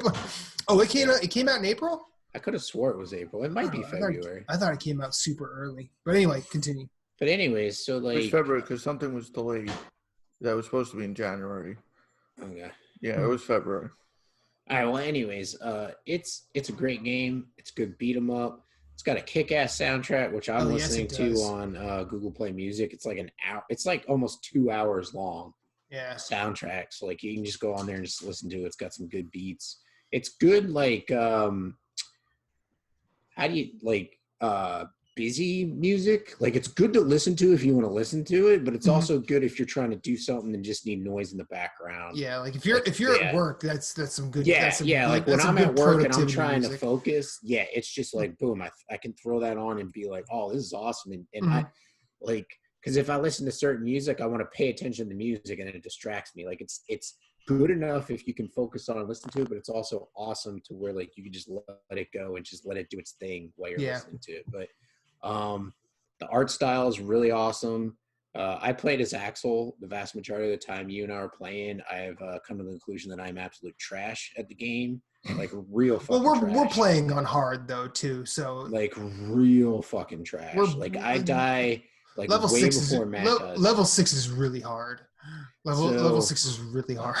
But like what I like about the system, it has a good risk reward system, is you have your normal attacks, but then you have your triangle button, which is your strong attack, but your strong attack burns your health. Yeah. So like if you use it, it'll burn your health down like green. And if you don't get hit and you hit other enemies, you can build your health back up. So it's kind of got a rally system for Bloodborne Yep. to it. The only thing is, like, it's not taking damage, it's doing damage, and you get the negative to your health. And then you have to not take damage, do damage again with normal attacks to get your health back. So it's kind of the rally system, but it's a little bit different. I found like we were making so many pop culture references, like Ronda Rousey's in it. Oh yeah. Fred Mercury's in it. Oh Rihanna's God, Freddie Mercury's there. in it. Rihanna's in there. I mean, like there's a lot to love about this game. Yeah, it's very lovable. I wish there was a sprint button just to travel through the screen faster if I have to, but like they kind of hamstring you and make you like walk around through. Yeah, and evasion is really difficult too, yeah. it's annoying. So it seems it's super cheap. I was talking to Moose about it because I played it, but I played it the week before. You find like sometimes you get caught in like it's almost like a stun lock. Yeah, they do a drop, like the dude with his hands in his pocket does a drop kick. You get up and he does another drop kick. You know, yeah.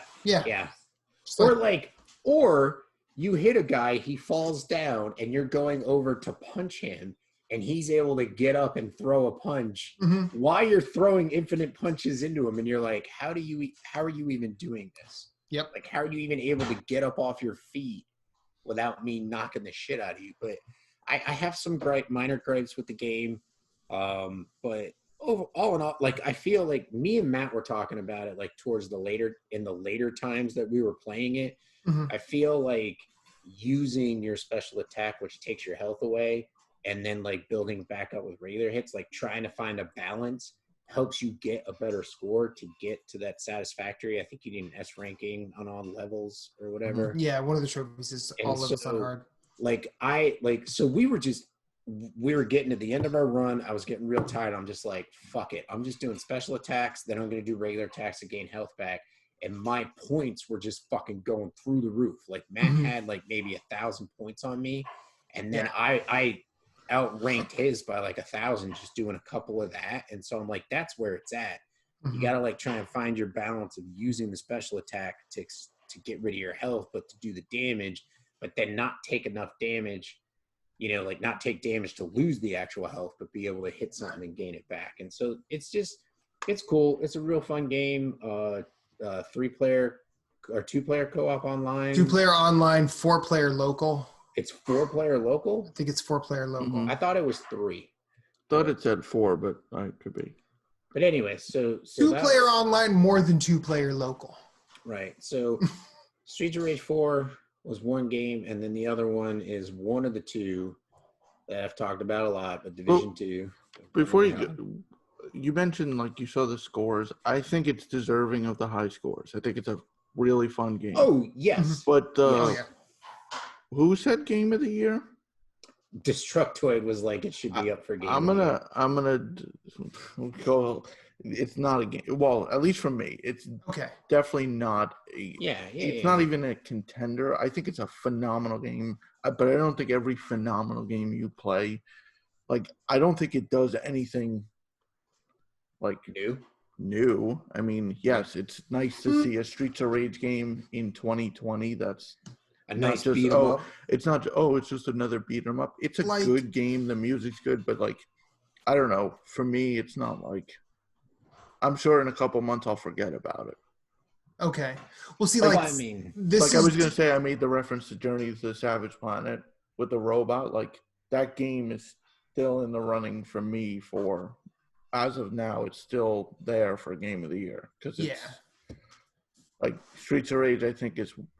I mean, obviously it's different for everyone, but it's not one of those. I don't think it's anything. But I mean, phenomenal game, yeah. Probably the only beat 'em up I'll play this year, or at least I doubt I'll play more than 3, and it's definitely the best of those. But yeah, I mean, as someone who genuinely loves a side-scrolling beat 'em up, and I'm always really sad to not see more of them. like there have been 2 beat 'em ups that I've played recently, and one of them was basically eclipsed and erased by Streets of Rage 4, and that was Treachery and Beatdown City. What about River City Girls? River City Girls came out last year, and that was one of my 10 favorite games of the year. And I think this and that are easily like the best since, as well as being steps forward in the genre. Is it reinventing the wheel? No.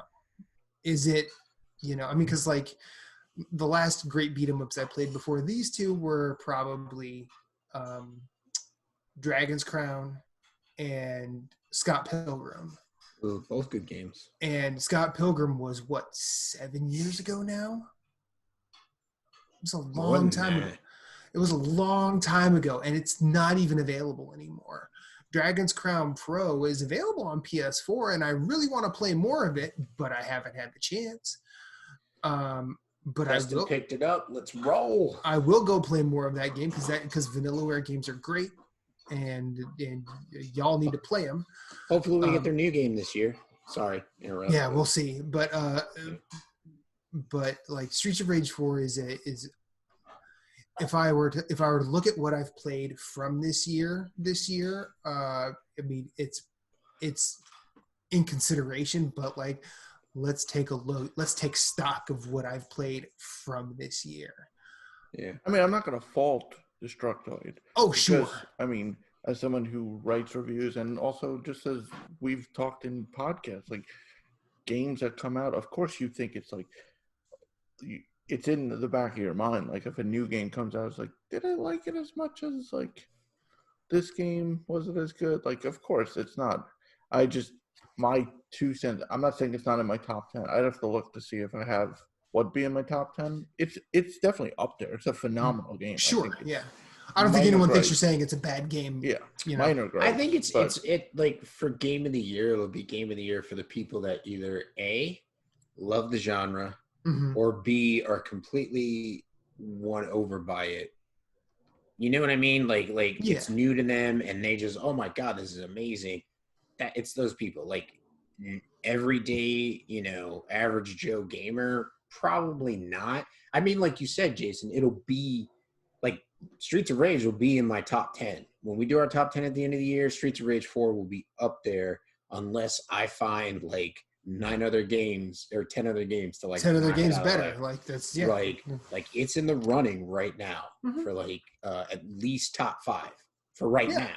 But like that could change through the course of the year. We still got Last of Us, we still got Ghost of Tsushima, we've got Cyberpunk, and there's a bunch and we have all the games from the fall we don't even know about, like launch games for the PS5. Like if they came out and said Demon Souls is a launch title for PlayStation 5, like Blue Point's been talking about, that is instantly my game of the year, like flat out, So, I understand what Jason's saying, where it's like it's kind of crazy saying it's game of the year, but I mean, like I feel like it'd be like niche or like just like people coming into the topic.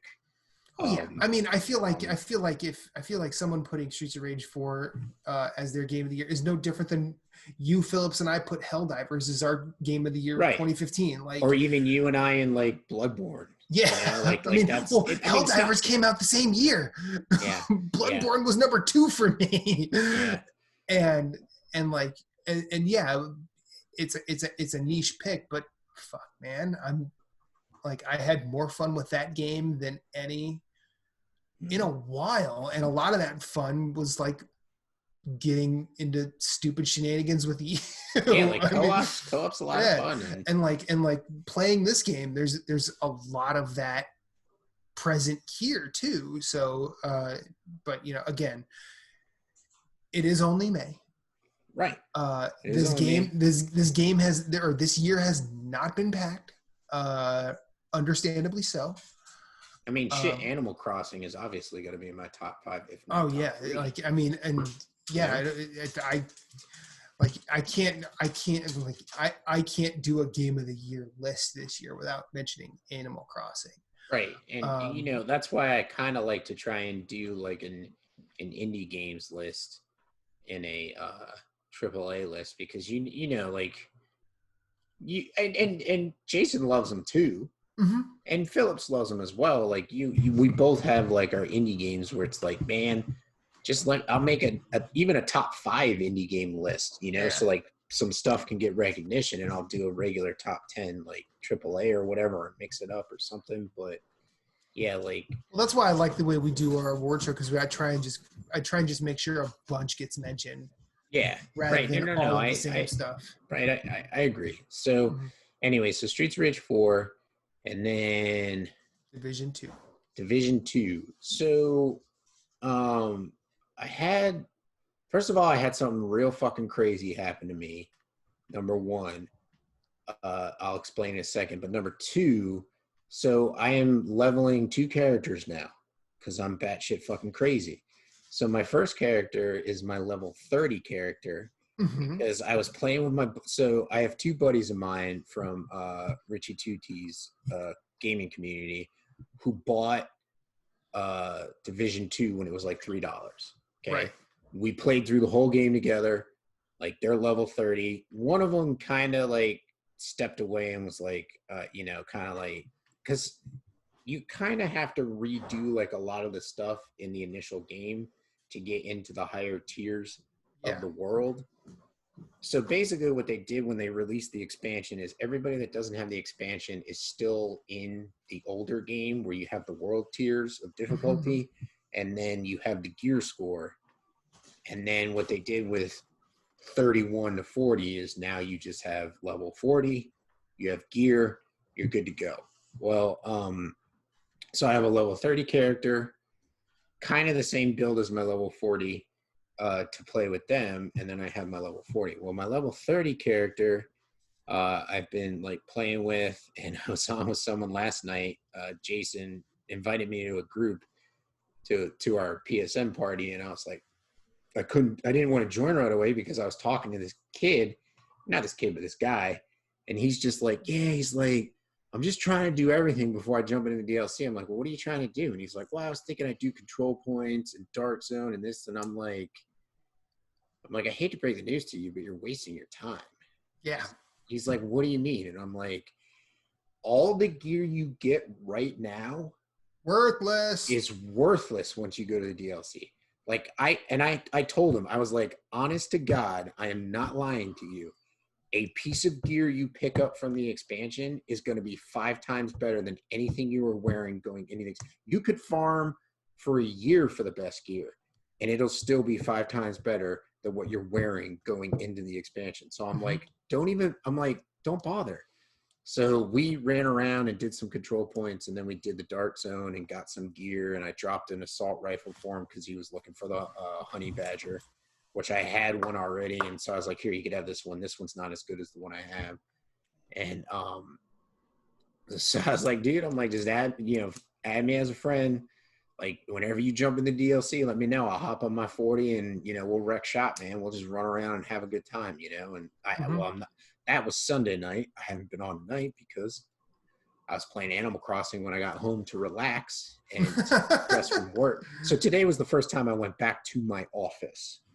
Okay. So there was kind of the stress of doing that, and then just coming home and dealing with like the deadlines being fluctuated by the whole situation we're in. But anyways, so played some Animal Crossing, and then earlier in the week I had something crazy happen to me. So everybody in Division 2 is like hunting what's called God rolls. And basically, like, God rolls is like you pick up a piece of gear and every single stat on the gear is maxed out. Right. Okay. So which kind of good luck. Right. Good luck on that. Well, guess what? Your boy Moose got some good luck. Boy Moose. But I did not get it in a natural pickup of the item. So basically, in one of the when the game did not get it in a natural pickup of the item. So what sort of voodoo did you do? It's to get legal voodoo. It's not cheating. It's legal voodoo. It's exactly what they put in place themselves. So okay, is this your crafting station? Yeah. So when the game first came out, basically they implemented a recalibration station, and I've talked about it where like you get gear and it's like your library is a max of 5% weapon damage. Well, you have a weapon that has +8. You can basically destroy that piece of equipment and gain +8 weapon damage to re-put on another piece of equipment. So in one of the latest patches, so you could not do that with exotics. Exotics was the only thing you could not recalibrate at all. Well, with one of the new patches, you're now allowed to recalibrate exotics, but exotics is a complete reroll. Every single stat is a reroll. Okay, so I have this backpack that I want to use for my skill build, because I'm gonna read these stats to you real quick.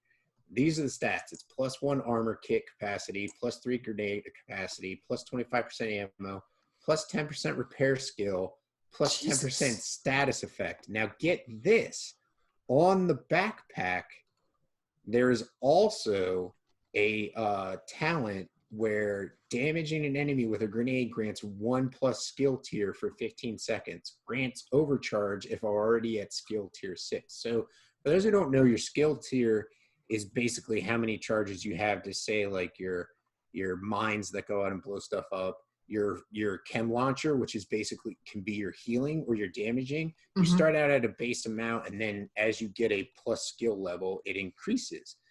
But if you do damage, it increases on top of that. And so like you're just freaking never not have a skill charge. And so it's basically a skill, in my opinion. You broke this game. It's a skill build backpack. So I had 2 backpacks on me. Is this sentient like the Void Bastards one? No. I'm sorry. When you first started saying I'm going to read some numbers, I heard Scooter from Borderlands. Yeah. Let me throw some numbers at you. 5, 23, 806. But the backpack is just, it's so good. But anyways, so what happened was I had a reroll in the bank already, and I heard you got a fancy backpack or whatever. And I had 2 backpacks on me, so I deconstructed one of them to get, because you need deconstructed exotic parts to actually do the recalibration on exotics. So I rerolled once, and it was trash, like absolute trash. And I'm like, oh, it's worse than what I had before. And I'm like, all right, I got one reroll. Let's go. Let's see what it is. You won the lotto. I did. I actually did. I did win the lotto. I got to find muffins. Okay, so those stats on it, it's a +1 skill tier, +12% skill haste, which is max, +10% skill damage, which is max. And then I also have a mod slot, which is +11% skill haste. Ugh, so that's filthy. Like if I created a build, my skill build, I'm like, so I sent that to our boy Muffins, Dr. McMuffins. Dr. Man Muffins. Like Dr. Man Muffins, who's actually, he's doing pretty good, man. We play quite often, and I'm glad he's doing good. But like I sent that to him, and he was like, wow. And I was like, exactly. I was like, I guess I better get my skill build going, you know? But jeez. Yeah, I was just like, that never happens. Like to get a god roll, like I will never have to find another piece of that equipment, like that Acosta to go bag. I'll never have to farm it ever again. If it drops, I'll just give it to whoever I'm with or just deconstruct it. But I was like, that's one of the weirdest things that's ever happened to me as far as the division goes. So bananas. But congratulations. I'm happy for you. So am I. We gotta do the raid. We will do the raid, once we figure out what's going on and we could talk to a couple of people. I feel like this gentleman that I talked to last night, like he's only been playing for 3 weeks and he's already level 30. And I'm like, dude, you got to get into the expansion, finish the expansion. I'm like, you're missing, like, I understand he hasn't done like the control points and whatnot, but I'm like, and you haven't done the dark zone, but you could do the dark zone when you're level 40. Yeah. You know what I'm saying? And I can run with you on my level 40 and we can own shit. But yeah. Like I'm like, I kind of understand what's holding you back, but like you need to like break out and move forward. And so I'm like, you just need to get into the expansion. And I feel like he'd be pretty cool to run with as one of our raid groups. So Yeah. we'll see how things go when I play with him more often. Things are looking up because he was running the stronghold on epic or heroic. Oh, geez. And he got to the very end and they couldn't beat it just because the guys were like tired and he couldn't, they just couldn't get it done. And I'm like, well, if you got to the end on heroic, that's pretty freaking good. Yeah, he'll be able to walk through it. So, but anyways, so Division 2, and that's pretty much what I'm playing this week. I wish it was something different, but I'm a creature of habit, I think. That's my problem. At least it wasn't Bloodborne, right, Jason? Speaking of Bloodborne. I didn't play it. I had a conversation with Reba. Uh-oh. Dun, dun, dun. I said, I think I want to re-platinum Bloodborne on your account. And what did she say? She's like, but haven't you basically can't you re-platinum it on your account? I go, no, that's not how trophies work. I wish you could I wish I could get rid of them and do it all over. Oh, I would. I totally would. Like you could like in Skyrim where you could turn it legendary, like you could turn a skill legendary and it'll prestige keep track platinum. Of how many, how many just like a little ring around it, how many times you've done it. Right. Yeah. How many times you prestige Bloodborne? Me, it would be like 20 times by now. Yeah, I mean, I know I've done it at least 10. But anyways. But yeah, I'm like, I think I might do that. She's like, why? Don't you have other games you can play? I go, yeah, but because I have a sickness. Bloodborne's really fun. And like with Ahmed and I playing Dark Souls 2, he's like, I want to play Dark Souls 3 again. I'm like, yeah, me too. That'll be great. But like then he uttered a phrase this week. He's like, so what are your thoughts on the Borderlands games? I'm like, you can talk to me. He's like, yeah. I think I'm gonna platinum all of them. I'm like, I know a guy you should talk to. I know a guy who knows a guy. I know a guy who knows some things. And he's like, well, would you play? I go, oh, definitely I'll play because I need to go back to 1. I need to finish 100%ing 2. I need to finish 3. I need to do pre-sequel. Yeah, I will go back. Don't worry about that. There's some we both have. We have different games we both have to go back to, but yeah. And but I feel like we will have to call on the Marshal. Yeah. Who knows Pandora like the back of his hand. And yeah. He said that he's like, so Jason knows a lot about Borderlands. I go, you in Dark Souls, he's you, but for Borderlands. Yeah. But yeah.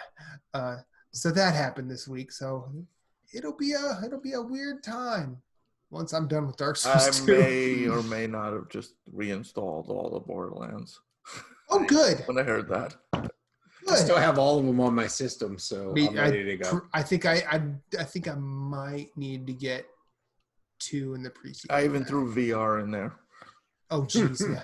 I don't know if he'll do that. I don't know if I even want to do it. I don't know. There's one trophy in Borderlands 2 that I like playing it in VR. Oh, I don't mind think playing. I want to platinum it. Yeah, exactly. I don't. That challenge accepted trophy for like 500 shotgun kills. No. Fuck that. Mikey Jenkins or whatever his name is, because they didn't call him Leroy. Oh yeah, him. Yeah, fuck that shit. Anyway, yeah, we've had a time. Yeah. Talking about a lot of good games. We did. Long may it continue. Next week we've got a show for y'all. Yeah, we do.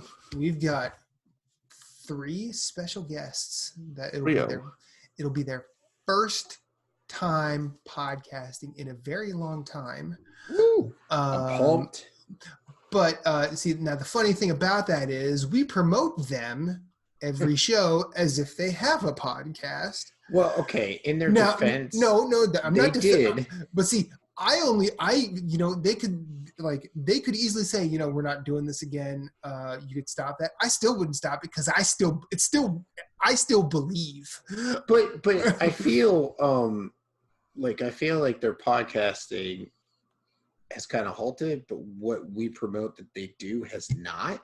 If that makes sense. No. Like that, I feel like that's kind of grown beyond their podcasting, only because their podcasting has like become stagnant, and they their podcast started out, anyway. The Phoenix Overdrive folks, Lee Navarro, Becky Navarro, and Ray Osorio, they will be on the show next week. We're very excited to have them.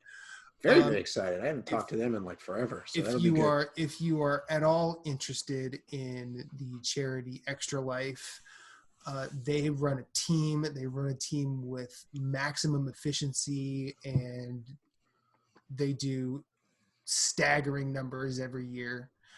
And this is all like they've gained year over year, haven't they? Yeah, like it's been like a good, like, I say that as if it's like a profit, but they've raised growing numbers year over year. I think they did $12K last year. Yeah, which I think was a lot more than when we went. And that was when we went. So. I think they were aiming at 8. Yeah. So, and I don't remember if we got there, but like I've always wanted to go back there and do that with them. And I'd be lying if I didn't say that me podcasting didn't have a lot to do with them. Yeah. And I'm really excited to chat with them. So Lee, Becky, and Ray will be here. Go check their stuff out in the promotion that'll happen once Moose says what he needs to say. Bye. At Story Route Zero, we have some cool friends who do some cool things, and I'd like to tell you about them. Phoenix Overdrive uses the power of games and gamers to help heal sick kids through the charity Extra Life. Phoenix Overdrive fundraises for Children's Miracle Network hospitals all year, every year, and the fun culminates in a 24-hour gaming marathon. Find out more about their events and projects online via Facebook at facebook.com/Phoenix Overdrive or on Twitter and Instagram at PHX_Overdrive. You can also join the Facebook group of Pawn Stars at facebook.com/groups/PO Nation in order to share and discuss all the latest in nerd culture. They've also got a podcast, Nerd Overdrive, which you can see weekly at youtube.com/Phoenix Overdrive. You can also catch it on Facebook Live or twitch.tv/PHX_Overdrive. That podcast is also published on Apple Podcasts, Google Play, and Stitcher. You want merch? They got merch. Merch can be ordered from tinyurl.com/PHXODmerch, a portion of which goes to their fundraising efforts.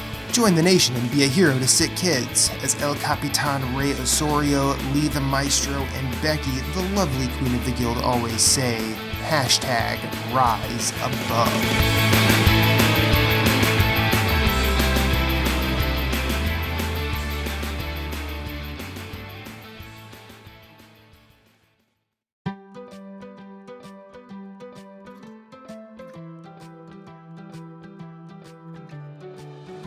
This has been an episode of Story Route Zero.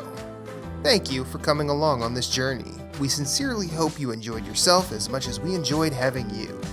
Once again, you can find everything we do at StoryRoute0.com. Hit us up on Twitter at StoryRoute_0, or you can email us at StoryRoute0@gmail.com. If you'd like to hit us up individually anywhere, you can find Moose at Sven, that's SVHENN, everywhere on social media. That's PSN, that's Twitter, that's Instagram. You can also find him on Twitch, streaming games. You can find Jason Marshall at GimpyJ, with 2 Y's at the end. That's Twitter, that's Instagram, that's Twitch, and he also has a website called whereisthepausebutton.com. Captain Canada is the only Story Route Zero exclusive. He's the only one you can only find right here on the show. As for me, I'm Infinite_Rewind everywhere I'd like to be. That's Twitter, that's Instagram, that's PSN, and Twitch. I also have my own website, InfiniteRewind.com, where I do all sorts of weird writing and rambling. Check us out at all the places. And remember, you are always welcome, and you will always have a seat waiting for you on this ride. But for now, it's back to the real world for us. We will see you on the next one.